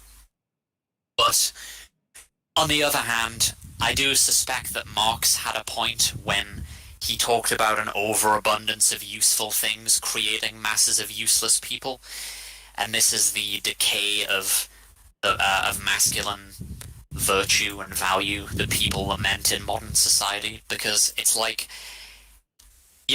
it's one thing if a woman tells you that she's not insecure, that she has no real virtues of any sort, and that she's not troubled by it, because ultimately nobody is depending on women to build society or drive it forward.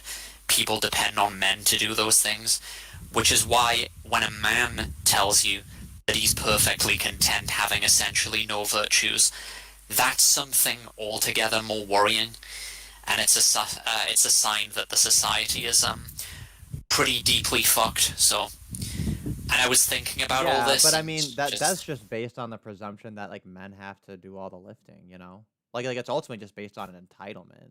Like really, I think it is worth reminding everyone, like you're not entitled to the labor of the soy boy. This is the problem, though. It isn't going to be otherwise, as far as I can tell, and most men want to be useful to their communities in some capacity. Like, it's how they divine their spiritual meaning, or their purpose, or whatever. And it's like, that's how we ended up with the civilization we have. I don't see much utility in trying to sort of edit it out of them, if you get what I'm saying.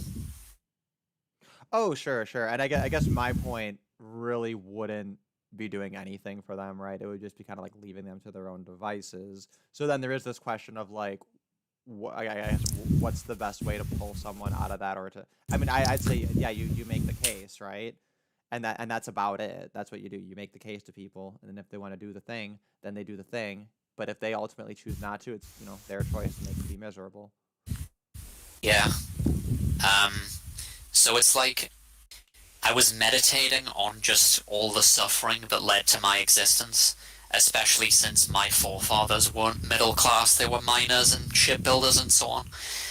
And I thought, if I can't, you know, try to, obviously I'm never really going to live up to it in any meaningful sense, but if I can't try to live up to that sense of the heroic, I guess, then I don't stand much of a chance of realistically being able to defend or continue or contribute to the civilization that I value. You can use eternalism as a little bit of a religious intuition pump, I suppose, in this regard, because it means that there's a real possibility that you could meet your distant forefathers, even though it'll never happen. And if you feel that they would be embarrassed by you, I think that's an issue that needs to be addressed. So it's a problem, what I was saying before, coming back to, you know, anglerfish morality, that our society valorizes actors and models. Nothing inherently wrong with either of those professions, but it does seem fairly straightforward that, of course, a society should venerate people who are actually ideal, or at least aspire to an ideal. And it's one of the reasons I was thinking about stratocracy and the idea of venerating military achievement, because if nothing else, it seems a lot more meaningful and less superficial. You could do worse. Yeah. Than the things most people... Couldn't you just take stratocracy, but instead of making it military, you could choose something different? What if it was like, I don't know, it could be anything. Yeah. What if it was gamers? What if it was esport? What if it was in esports stratography? Stratocracy. Stratocracy. Yeah. Esports stratocracy. And, so that would be one idea, or I don't know, mental arithmetic or something, because people are competitive in that, or quizzing. And our world has plenty of people who are worth venerating physically. Yeah. And obviously more people still that you can look to from history. So there's, you know, Alex Honnold, the free solo climber who climbed El Capitan without a rope. Martial arts experts, mathematical geniuses. It's not like there's any shortage of excellence, and yet people don't tend to pay attention to these kinds of people. It's a profound issue, and I think an ideal society should venerate masculine virtues and heroism and creativity and excellence, and allow men of similar looks and social status to interact in 100% male environments, so that they can collectively reach their potentials and challenge each other and teach each other without women having to figure into that equation.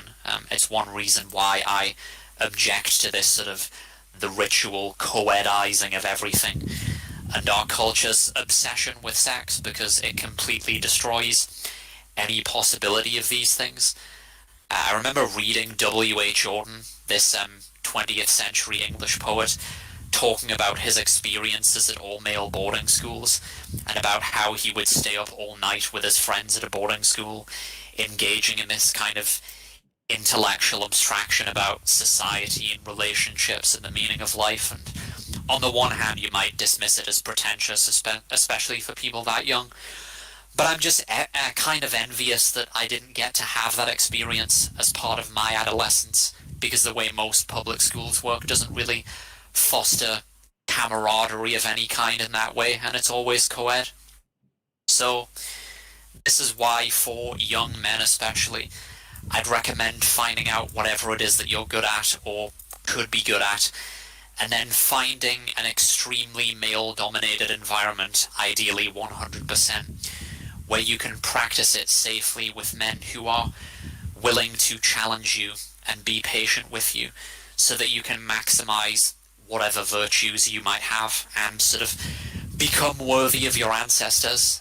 And this is what I'm going to do. So pretty soon, once everything starts to open up after lockdown, I'm going to go back to martial arts. I did kickboxing for a few years. I'm not going to start that again, though. I didn't really like it. I'm going to start going to my local judo and Brazilian jiu-jitsu clubs. And then there's obviously, that's a completely male environment. And I'm also going to find a good climbing gym, indoor climbing, and see how far I can get with some of the most difficult bouldering problems, maybe up to V10 or V12. There's a ranking system for difficult climbing problems that goes from V0 up to V17. And while I do that, I'm also going to be continuing to work on my languages to hopefully become a polyglot, because that's something that I enjoy. Continue to work on writing, and then maybe later on in my life, I'll start writing fiction, so that by the time I'm in my mid-30s, I'm hoping that I'll have 2 black belts in different martial arts disciplines, decent inroads into climbing difficult boulder problems, and have several languages under my belt. It's going to be a 15-year-long project, or 12 years, something like that. But I just know that I'll feel immensely better for it by the end of it. I think so Chinese people have similar cultural notions about these things. I remember Janice Fiamengo talking about this with Paul Elam and so on. People sometimes criticize them as coming across as rather effete.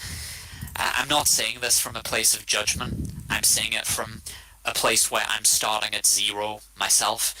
And I think this is why they're so keen on the conscription thing, because, and I know this seems weird that this is where transhumanism comes into it, but it's clear that the Chinese government love technology, and they love the Internet of Things lifestyle, and they want to live in an extropian, transhumanist, AI-guided, technologically advanced society, as I do.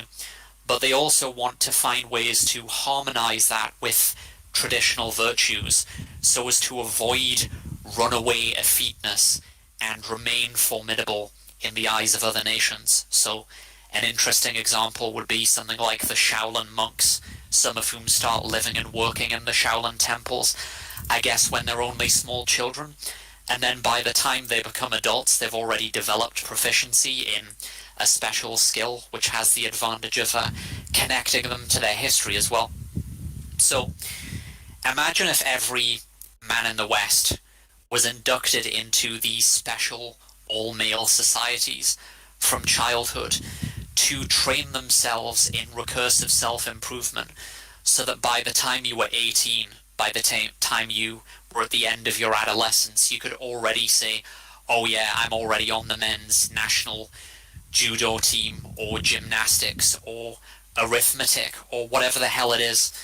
And then imagine if you ended adulthood already being formidable, with loads of status under your belt, and plenty of time to continue working on it before your body and mind start to decline in middle and late life. I mean, can you imagine how awesome that would be? Even just to have a place where you can be yourself around other men, and, you know, who are prepared to challenge you without belittling you or assessing you in terms of your desirability or usefulness to women. We have no idea what that's like anymore. But I think there was a time when people like us did know what that was like. So this is what we need to do. We need to become super optimized, super virtuous versions of ourselves who can then safeguard society and technology and basement level reality as we use tech to progressively explore virtual realms, explore psychedelia, expand our horizons, and work towards creating maximal ethical value in the metaverse. And I want to emphasize that my motivation for this isn't misinterest, to place responsibility on men. The reason I think the responsibility lies with men is just because they are, factually speaking, more important, and always will be. Their behaviors are more consequential. And I guess I'm kind of just agnostic, would be the right word, with respect to what social standard should be applied to women. But I guess taking it all together, you could call this tongue-in-cheek, right? My theory of masculinity, right? That we should strive to be cultured, physically formidable agent peacocks of wide learning and sagaciousness. Yeah, Does that so make sense? Masculinity is virtue maxing. More or less. Yeah. Well, yeah, I mean, there's a couple of things like so this idea like it does make sense, right, to acknowledge just the impact of having this like female influence on development and how basically it's retarding everyone and it's retarding society. It's making everything horrible, right? The, there's part of it is it's not going to be as simple, right, as just having like male spaces, because even within that, there's going to need to be enough of a diversity for it to do all the things that you want to do in an ideal sense.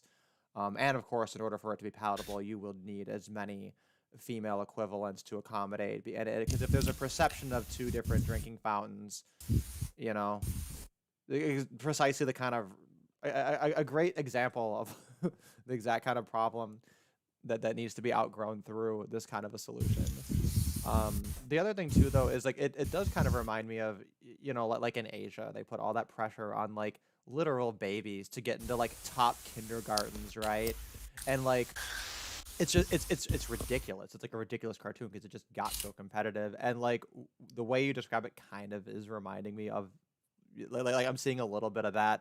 However, there is the distinction that unlike conventional education, particularly school-based education, at least they're learning something or doing something useful. We can't say the same for school at any level. So, so there's at least that. At least, you know, if it's going to be like some kind of tiger mom nationalism, the hellscape, at the very least, the babies will come out of it with like useful skills instead of just like being traumatized and like abused from school. Yeah, I mean, I was just gonna say, you know, you said that there needs to be diversity of viewpoint and stuff. I'm basically agnostic, so I should emphasize this. I'm agnostic as to what role women should play in all this, but I don't mind the idea of women participating. What I was just pointing God, to is I hope that every single like He-Man Woman Haters Club that you're joining to try to virtue max, I hope that like every single time you go, there's like a woman in the class, like every time. Or the instructor's always female, and it's like being in a cartoon. You show up at the dojo, there's like a female. You're like, ugh, really? And you go to the rock climbing thing, it's female rock climbing. You're like, ugh, really? yeah, you know, well, Like a that's Looney Tunes cartoon.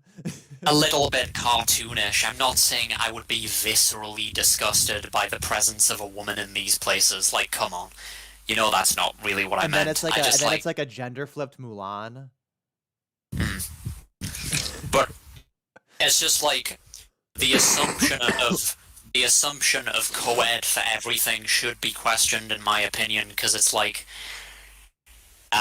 you know, in sport, it's fairly uncontroversial to have like that separation, or at least it was until recently. Like you had the you know, you would have the men's judo team and the women's judo team. I'm saying that maybe that should be the rule as opposed to the exception. Right. Yeah. And, you know, it's similar to Orthodox Judaism.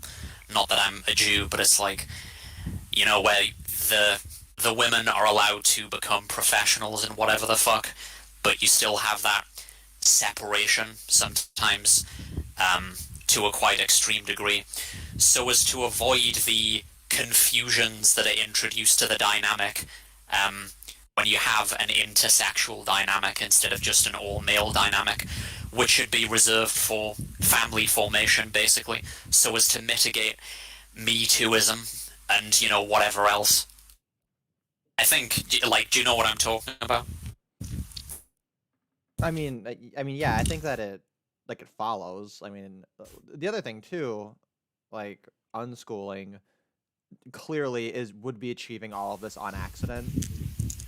I mean, assuming that like you're looking at these kind of similar values, or at least it facilitates all of it too. Like there's so much in play that makes it so obvious. Yeah, like the inclination that there's something kind of natural, or that, or rather that it's that it's reflecting something that's natural, I think is pretty clear. Like at least incontrovertible. So Yeah. yeah, I think pedagogy actually is to be clear, pedagogy as in you know, the theory and knowledge of teaching. I think it's an under appreciated area. And I think part of that is that everybody they kind of just assume this very, very individualistic thing, and they think that if they mention anything about the way people learn, that it's like passing judgment or whatever. I don't know. I love your term virtue maxing, though. I mean, Yeah, it seems it's virtue obvious in maxing. retrospect. Virtue maxing. Yeah. Well, but here's the funny part too, right? It's like we had this movement over the last like 10 years or so in different forms, and what we saw was like Wait, what movement? What are you talking about? manosphere movements. All right. It's like all of them are involved. And it starts Yeah. out where you see this early version of essentially reasserting traditional masculinity, right? So they're like, oh yeah, masculinity, rediscovering it is simping more, and then they're like, wait, no, it's being individualistic more, and then they're like, wait, no, it's actually what was it afterwards? No, it's actually getting pussy, right? It's actually access maxing, right? And you have this entire Yeah. black pill science developing based around all the facts they're learning from that perspective, right? And then eventually it's like, wait a minute, no. It's virtue maxing in general. It's all the things you've been talking about, but like, since it's men and they're simps, they made it all about pussy for like 5 to 10 years first. But in doing so, we were able to develop the lexicon and the perspective necessary to properly identify its virtue maxing. So the MGTOW were the closest. Yeah. Or That's interesting. so the MGTOW were the most correct, but it was a broken clock situation because the incels went in the wrong direction and then found all of the truth. It really was a whole just a whole tightly written plot. Which truths in particular you're thinking of? I mean, I'm guessing you're sort of alluding Lookism. or... Just the whole, Well, right, the yeah. whole body of lookism, and then just like the sheer degree of problem of access inequality, so Yeah. to speak, and how serious those implications are, because like nobody takes it seriously. Which Well, that was basically, the law last year. The PUAs tried to create a theory of masculinity which was based on something like hierarchies of access. Yeah.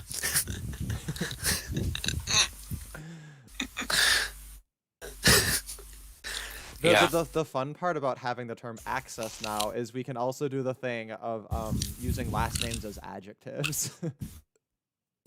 Yeah. like McAfeeanian access like involves like pissing on people and shit like that, like out of a hammock. Yeah. We have this very elegant way of very elegant intellectual form of kink shaming people now. Access Didn't you asymmetry. That's a band. Yeah. Although I told you my band name. It's gonna be Rape Neutral, in all lowercase letters with a hyphen. Yeah. There was a whole conversation about society versus the individual going on in there. I think it doesn't seem like there's that much disagreement. Since Josh is on the hill of, well, technically, and it's like, oh, you're not wrong. We need to re-engineer women to have the same sexuality as men. That'd be a disaster. Dude, it'd be all the women would be dressing up like drag queens. That's my favorite thing. If a woman's dressing too much like a drag queen, you gotta come up to her and say, "Excuse me, ma'am." Like, that is appropriation. This is the way that men who dress like women dress, and you are a woman. You're not allowed to dress this way. The rectum abdominis said the men not having virtue is a sign of societal decay as anti-male, male hyperagency. There is like, so I think there's a nuance to this that's different from the way tradcons normally talk. Well, yeah, I would say I can see where he's getting the argument, but yeah, I think there's a step missing. I would say that it's a symptom of the problems in society. I don't think it's the cause of our society's decline. I mean, it's kind of a cause and a symptom, though, right? Like it's not gonna help. Well, I guess positive maybe feedback. I guess no, yeah, I guess causing it calling it a cause is, I guess, technically inaccurate, because that would place some kind of a moral um obligation, like an original sin kind of an obligation on men. And maybe that's the angle that seems misinterest, but no. But wait, you could look at that and then say like, oh, like, yeah, this does look like a sign of an unhealthy society, which I don't think is controversial.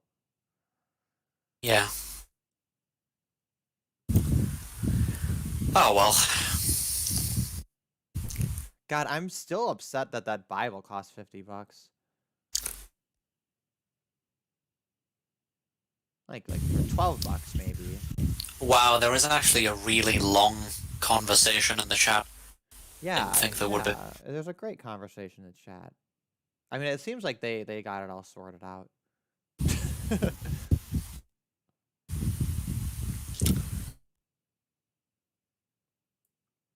Howard Schoonover was trying to herd some cats here, keeping stuff in line. See, but Josh just wants to cause trouble. Anyway, Josh. Yep. Where am I? So let me see what else was on here. Did I find anything else interesting? I found this article about Republicans being traitors, about this like January 6th commission thing. I don't really have much to say about that January 6th commission, except just how fucking outrageous it is that like we're expected to believe that like a couple dozen boomers breaking a window and walking between velvet tape is like equal to 9/11. And like the fact that that's even like they can with a straight face say we need to have a commission on it is just outrageous. It's Olympic pearl clutching. Like above and beyond that Kavanaugh shit. I think that might have been the most outrageous before then. I don't know. I suppose if you dig, it's not uncommon.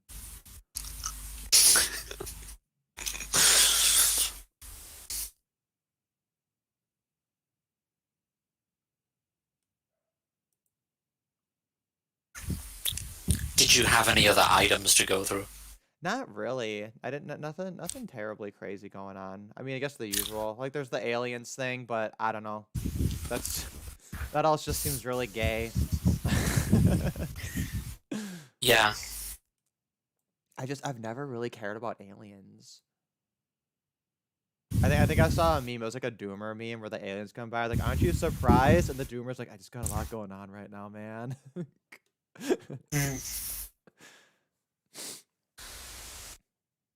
But yeah, I think maybe I'll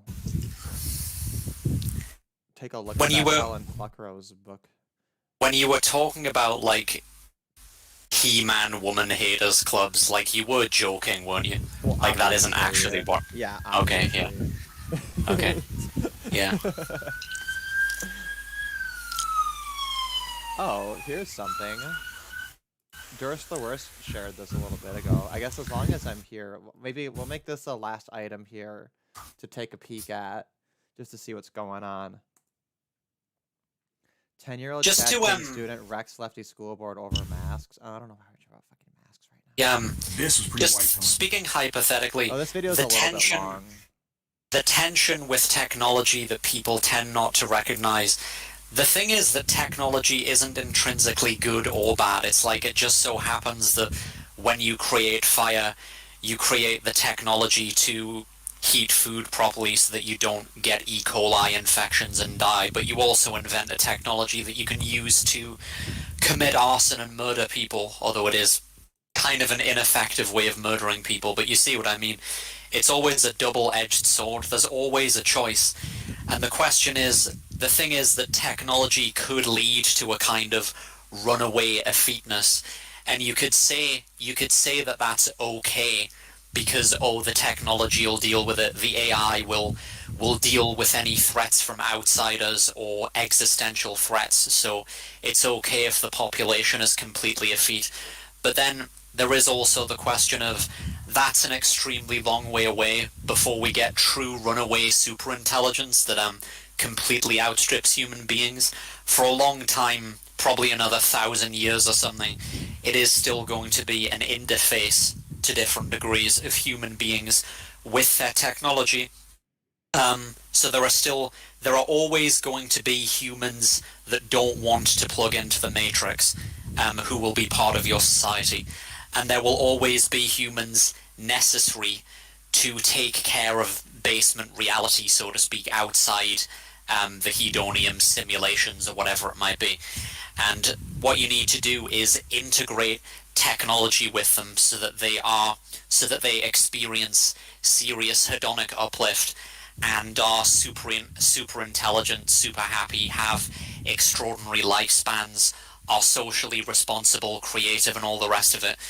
And you also want them to embody traditional virtues, because it's like you can have a society of amazing technology and weak, effete people, or you could have a society of amazing technology that also has amazing, heroic, virtuous people. It's not really, yeah. Yeah, so that's a good point, right? Because like it is true that like I mean it's like with power comes responsibility, and we have all these great technologies, and then it's like it's really easy to celebrate the good side without realizing that like there might need to be cultural and social changes to accommodate all these other great things. And it is a good point too that like people I think often do kind of take it as kind of for granted that like since we're becoming more technological, we're just necessarily gonna become weak. Sci-fi doesn't fall into that trap though. Like if you watch any sci-fi, they immediately just like, oh no, of course they're gonna have technology that makes sure your body stays fit. Just duh. Yeah. Like, are you stupid? Starship Troopers is an interesting example of a futuristic. I've never seen that. I think somebody else had mentioned it a few weeks back, and a few other movies.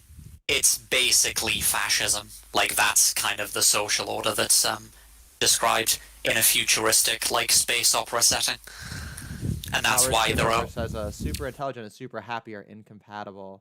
I mean, they're a little bit inconvenient together. I don't agree with that. I mean, well, because they say in general more intelligent people are less happy or whatever, but I always thought that was a little bit thin. Or I think no, that wasn't even happiness though. That was pessimism versus optimism. But I don't know. Oh, the other thing I just wanted to make sure I mentioned before it gets too far was Rectum said, why would it be a disaster for women to have the same sexuality as men? I mean, I'm kind of joking, but also if I had to guess, I would say it would be a disaster. What does he mean by sexuality? Like, he's not talking about making them into lesbians, is he? Or is he? No. I think what he means is like they'd have basically making them into gay men. Like instead of women having they'd be mentally like gay men. Yeah, that's a bit of a head fuck, but I guess it's possible. Yeah, but I mean, because I think that kind of thing works if they're actually men, but I think that if you were to put that into women, that would probably be a disaster. But I guess how do you achieve that, right? Because I guess the method of how you achieve that would really make a big difference. Because if you're gonna mess around with the hormones or something, that actually might control for some of the. I don't know. I guess. That's a big topic. I forgot to mention one of my future plans, which is actually no, it is very important. So I don't want to just be a wage slave indefinitely. I'd like to just spend all my time doing activities that I enjoy and which make me more virtuous, so to speak, and just devote all of my energies to that instead of having to wage slave. So when I get into paid work, I think what I'm going to start doing is I'm not really into stocks, like examining different stocks. Yeah, you should do that as well. You know what, though? Everyone has that plan, and then nobody does it because they'd rather spend their money on, I don't know, gamer chairs and... and Josh has the cum hat. He invented the cum hat, which has elf ears on it and drips cum from the top of it. That's gross. Yep. So there's all kinds of things that can get in between a person and saving for their future. Yeah. Like cum hats. Yeah. Yeah. Imagine this if- is imagine if, appropriate, and like- I get to the stream's on the image that I set as the thumbnail.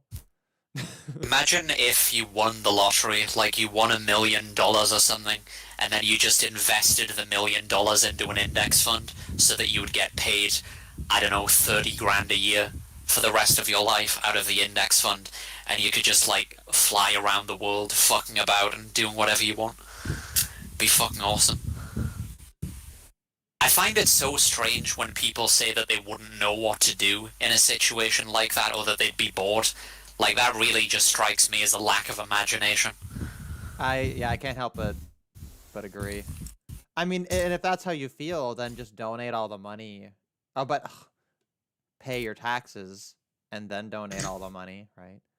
That would be, oh my god, that would be like that would be such a great drama. Is like a really like simple natured person wins the lottery and then they think, oh, I'm gonna donate all of it to these people, they're so good, and then they donate it to like their charity or whatever, and then the tax man comes for them because they didn't do the tax part of it, and they get thrown in jail. That should be a movie. Yeah. Is the chat... I'd call it Powerfall. Is the chat, like, delayed a bit?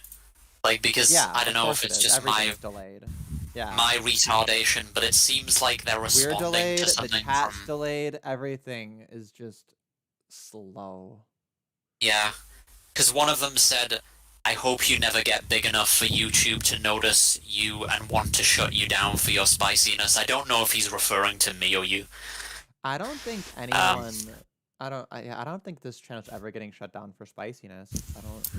It would have happened. Not. It would have happened by now. If you start getting, like, big leagues of really high subscribers, then... Maybe you gotta hit that 1K. I think it's once you're in the 4 digits, that's when they get serious. So I'm in a nice, safe area. Yeah.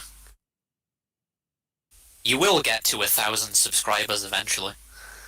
Zog says, in Canada, you don't have to pay income tax on lottery winnings, which is good to know. If we're gonna... If that's gonna be part of your portfolio...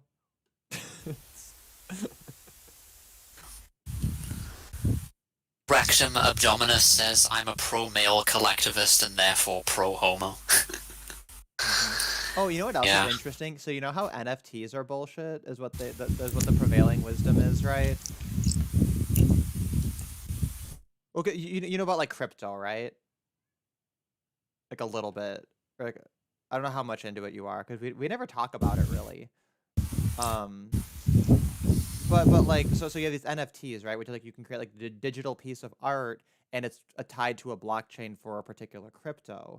And that was the piece of it that I didn't quite catch before, because people were saying, oh, these are bullshit because you can just copy them and fake them and then they're not good.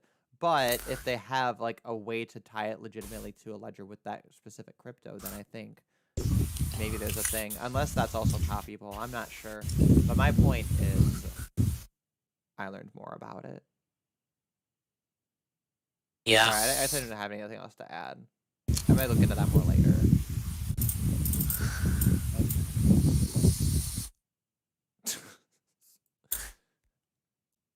Reading like hell. Yeah, the chat's really gone somewhere. Having a mood. Jay Willie, don't you want to come back into Discord? Well, I'm gonna probably shut down the stream kind of soon here, because I'm moving stuff, and I keep procrastinating. I might have to make a couple trips. I don't know. A lot of this stuff is like junk, though. I don't really need it. I have like old documents and papers and things. So like there's boxes of just papers. Oh, I see. So it's really heavy, but it's also like I don't think I need it. But it's also like I don't want to. You don't want to just like leave it somewhere, right? So it's like, okay, I gotta have this in case I want to go through it and sort it or destroy it and decide if I'm gonna regret destroying it. And like fuck paper. No, I had to like be outside of the stream for a while because I'm like in the car with my parents and I couldn't like it felt weird like having them heard in the background. I didn't want that. I didn't want them to hear everything I wanted to say as well. So that's why I left for a while.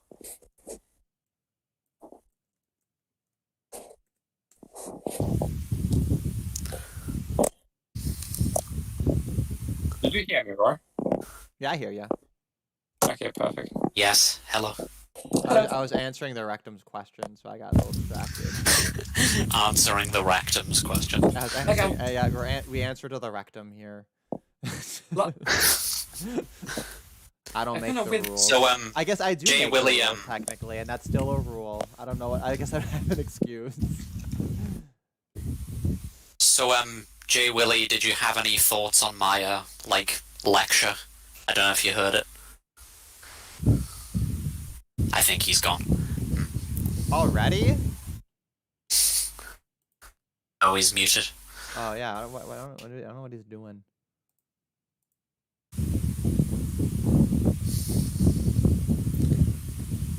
Can you hear the fan in my background? Yeah. Oh, that's what that is? Yeah. Make it stop rotating. Oh, okay. It's literally, oh my god. So it's I don't know if that was like breathing or okay, so it's every time it goes near you. Well, that's good. That's probably the worst of any audio besides the very beginning of the stream. Yeah. All right, this is my least boomery stream. And I think the connection even stayed pretty okay for most of it too. So, yeah.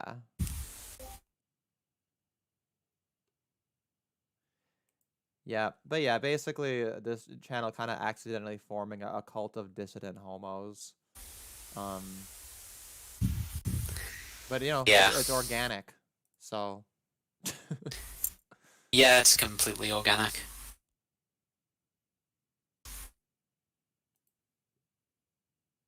Well, Jay Willie, if you're just gonna hang out muted, I guess the thing is we could wait and see if you had anything to add regarding what we were discussing earlier, if you heard it.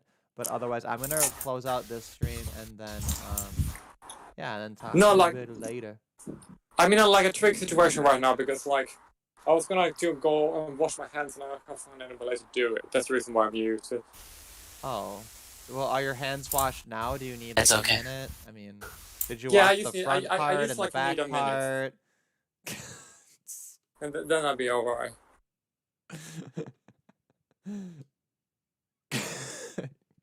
Because I'm washing my hands. Yeah, because for some reason it's like a line to the only toilet. Oh, you're outside somewhere? Oh. Or you mean like in the wherever you? Okay, I get it. In the chat, he was strawmanning me quite a lot, which was kind of annoying. Yeah, Rectum, I am the radical version, but I don't do their radical bullshit. Maybe I need to do more of that. What's that Italian group? Femen or whatever. Yeah. Yeah, that's the one. They needed more of that. Well, yeah, and I did mention earlier. I wanted to make a Karenist movement of men's rights advocates. I would say that to be couldn't Karenism be construed as the philosophy of Karen Strawn in that context? Yeah, it could be.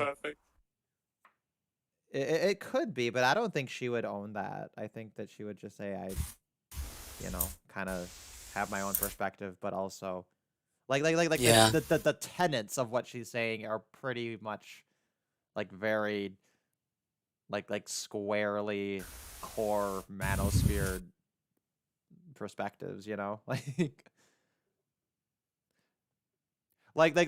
could almost have the Karen rule of the manosphere, which is that whenever there's some question of authenticity of whether or not something is a manosphere perspective, whichever side aligns more closely with Karen Strawn's viewpoint is the dominant one as a tiebreaker.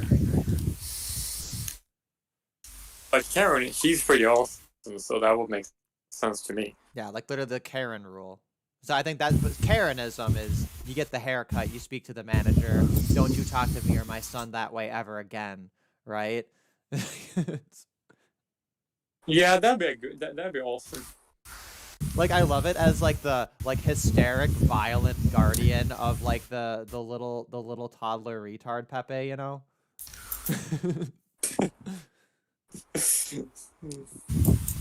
Yeah, that's pretty fun. But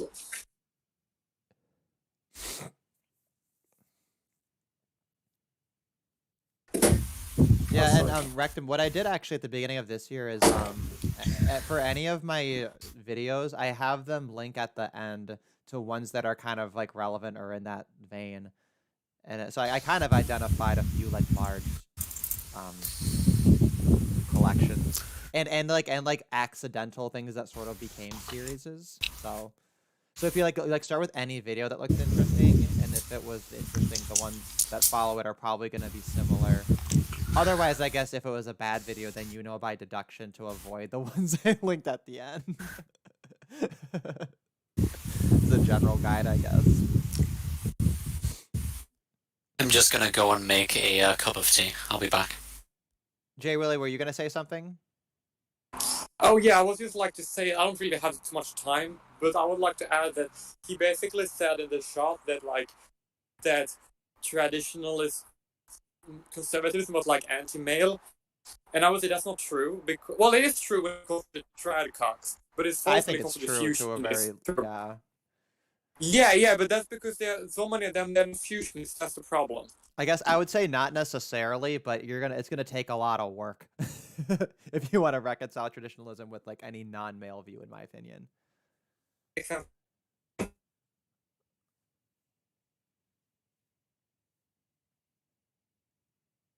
I'm trying to think of I think I made a video called Radical Advocacy, and that was just the idea of coining the term radical MRA, which hasn't really gotten anywhere, although I think it's a useful concept, so I you know, stuck a pin in it.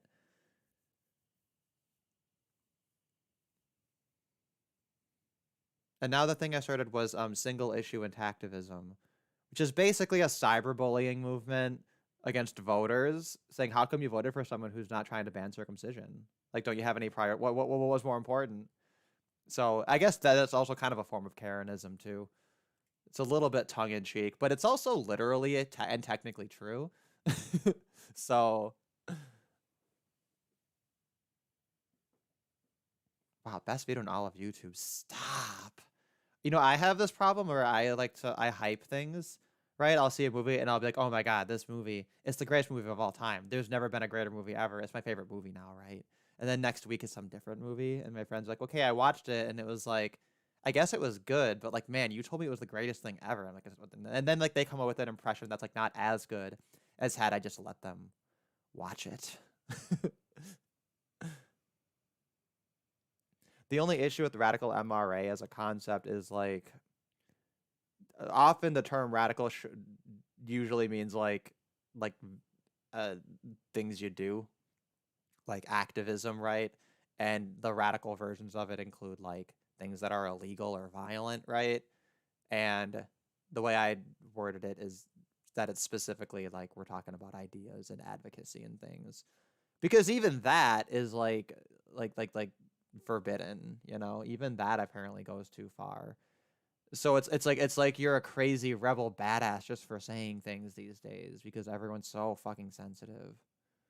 Could you imagine though if there were like Black Panther men's rights advocates? Like people would lose their fucking shit. And to be clear, I think that'd be a bad idea. Because like there would just be absolute, you know, dial 11 simpage following that, and there'd be no recovery. But if it's just advocacy, I think like the optics of people just going after people for just having an opinion favors almost like just about anyone, regardless of what their opinion is, well enough that I think radical advocacy has a little bit more utility than something that would be, well, a lot more spicy and, well, illegal. Yeah. All right. Well, this stream had we had some good momentum and a good steam for this here. Let's see. We're at about just over 2 hours. Usually I do try to go a little longer, but like I mentioned, while I still have motivation to be moving boxes and stuff, I'm gonna go get that done. Did Jay Willie leave again? He has to go again. All right. Well, we'll see him later. Yeah. Ooh, I shouldn't say too much about Black Panther MRAs. Maybe that's what it'll take to get me in trouble. All right. On that note, I'm gonna go and close out the stream. Ashley, any like final thoughts to add on here?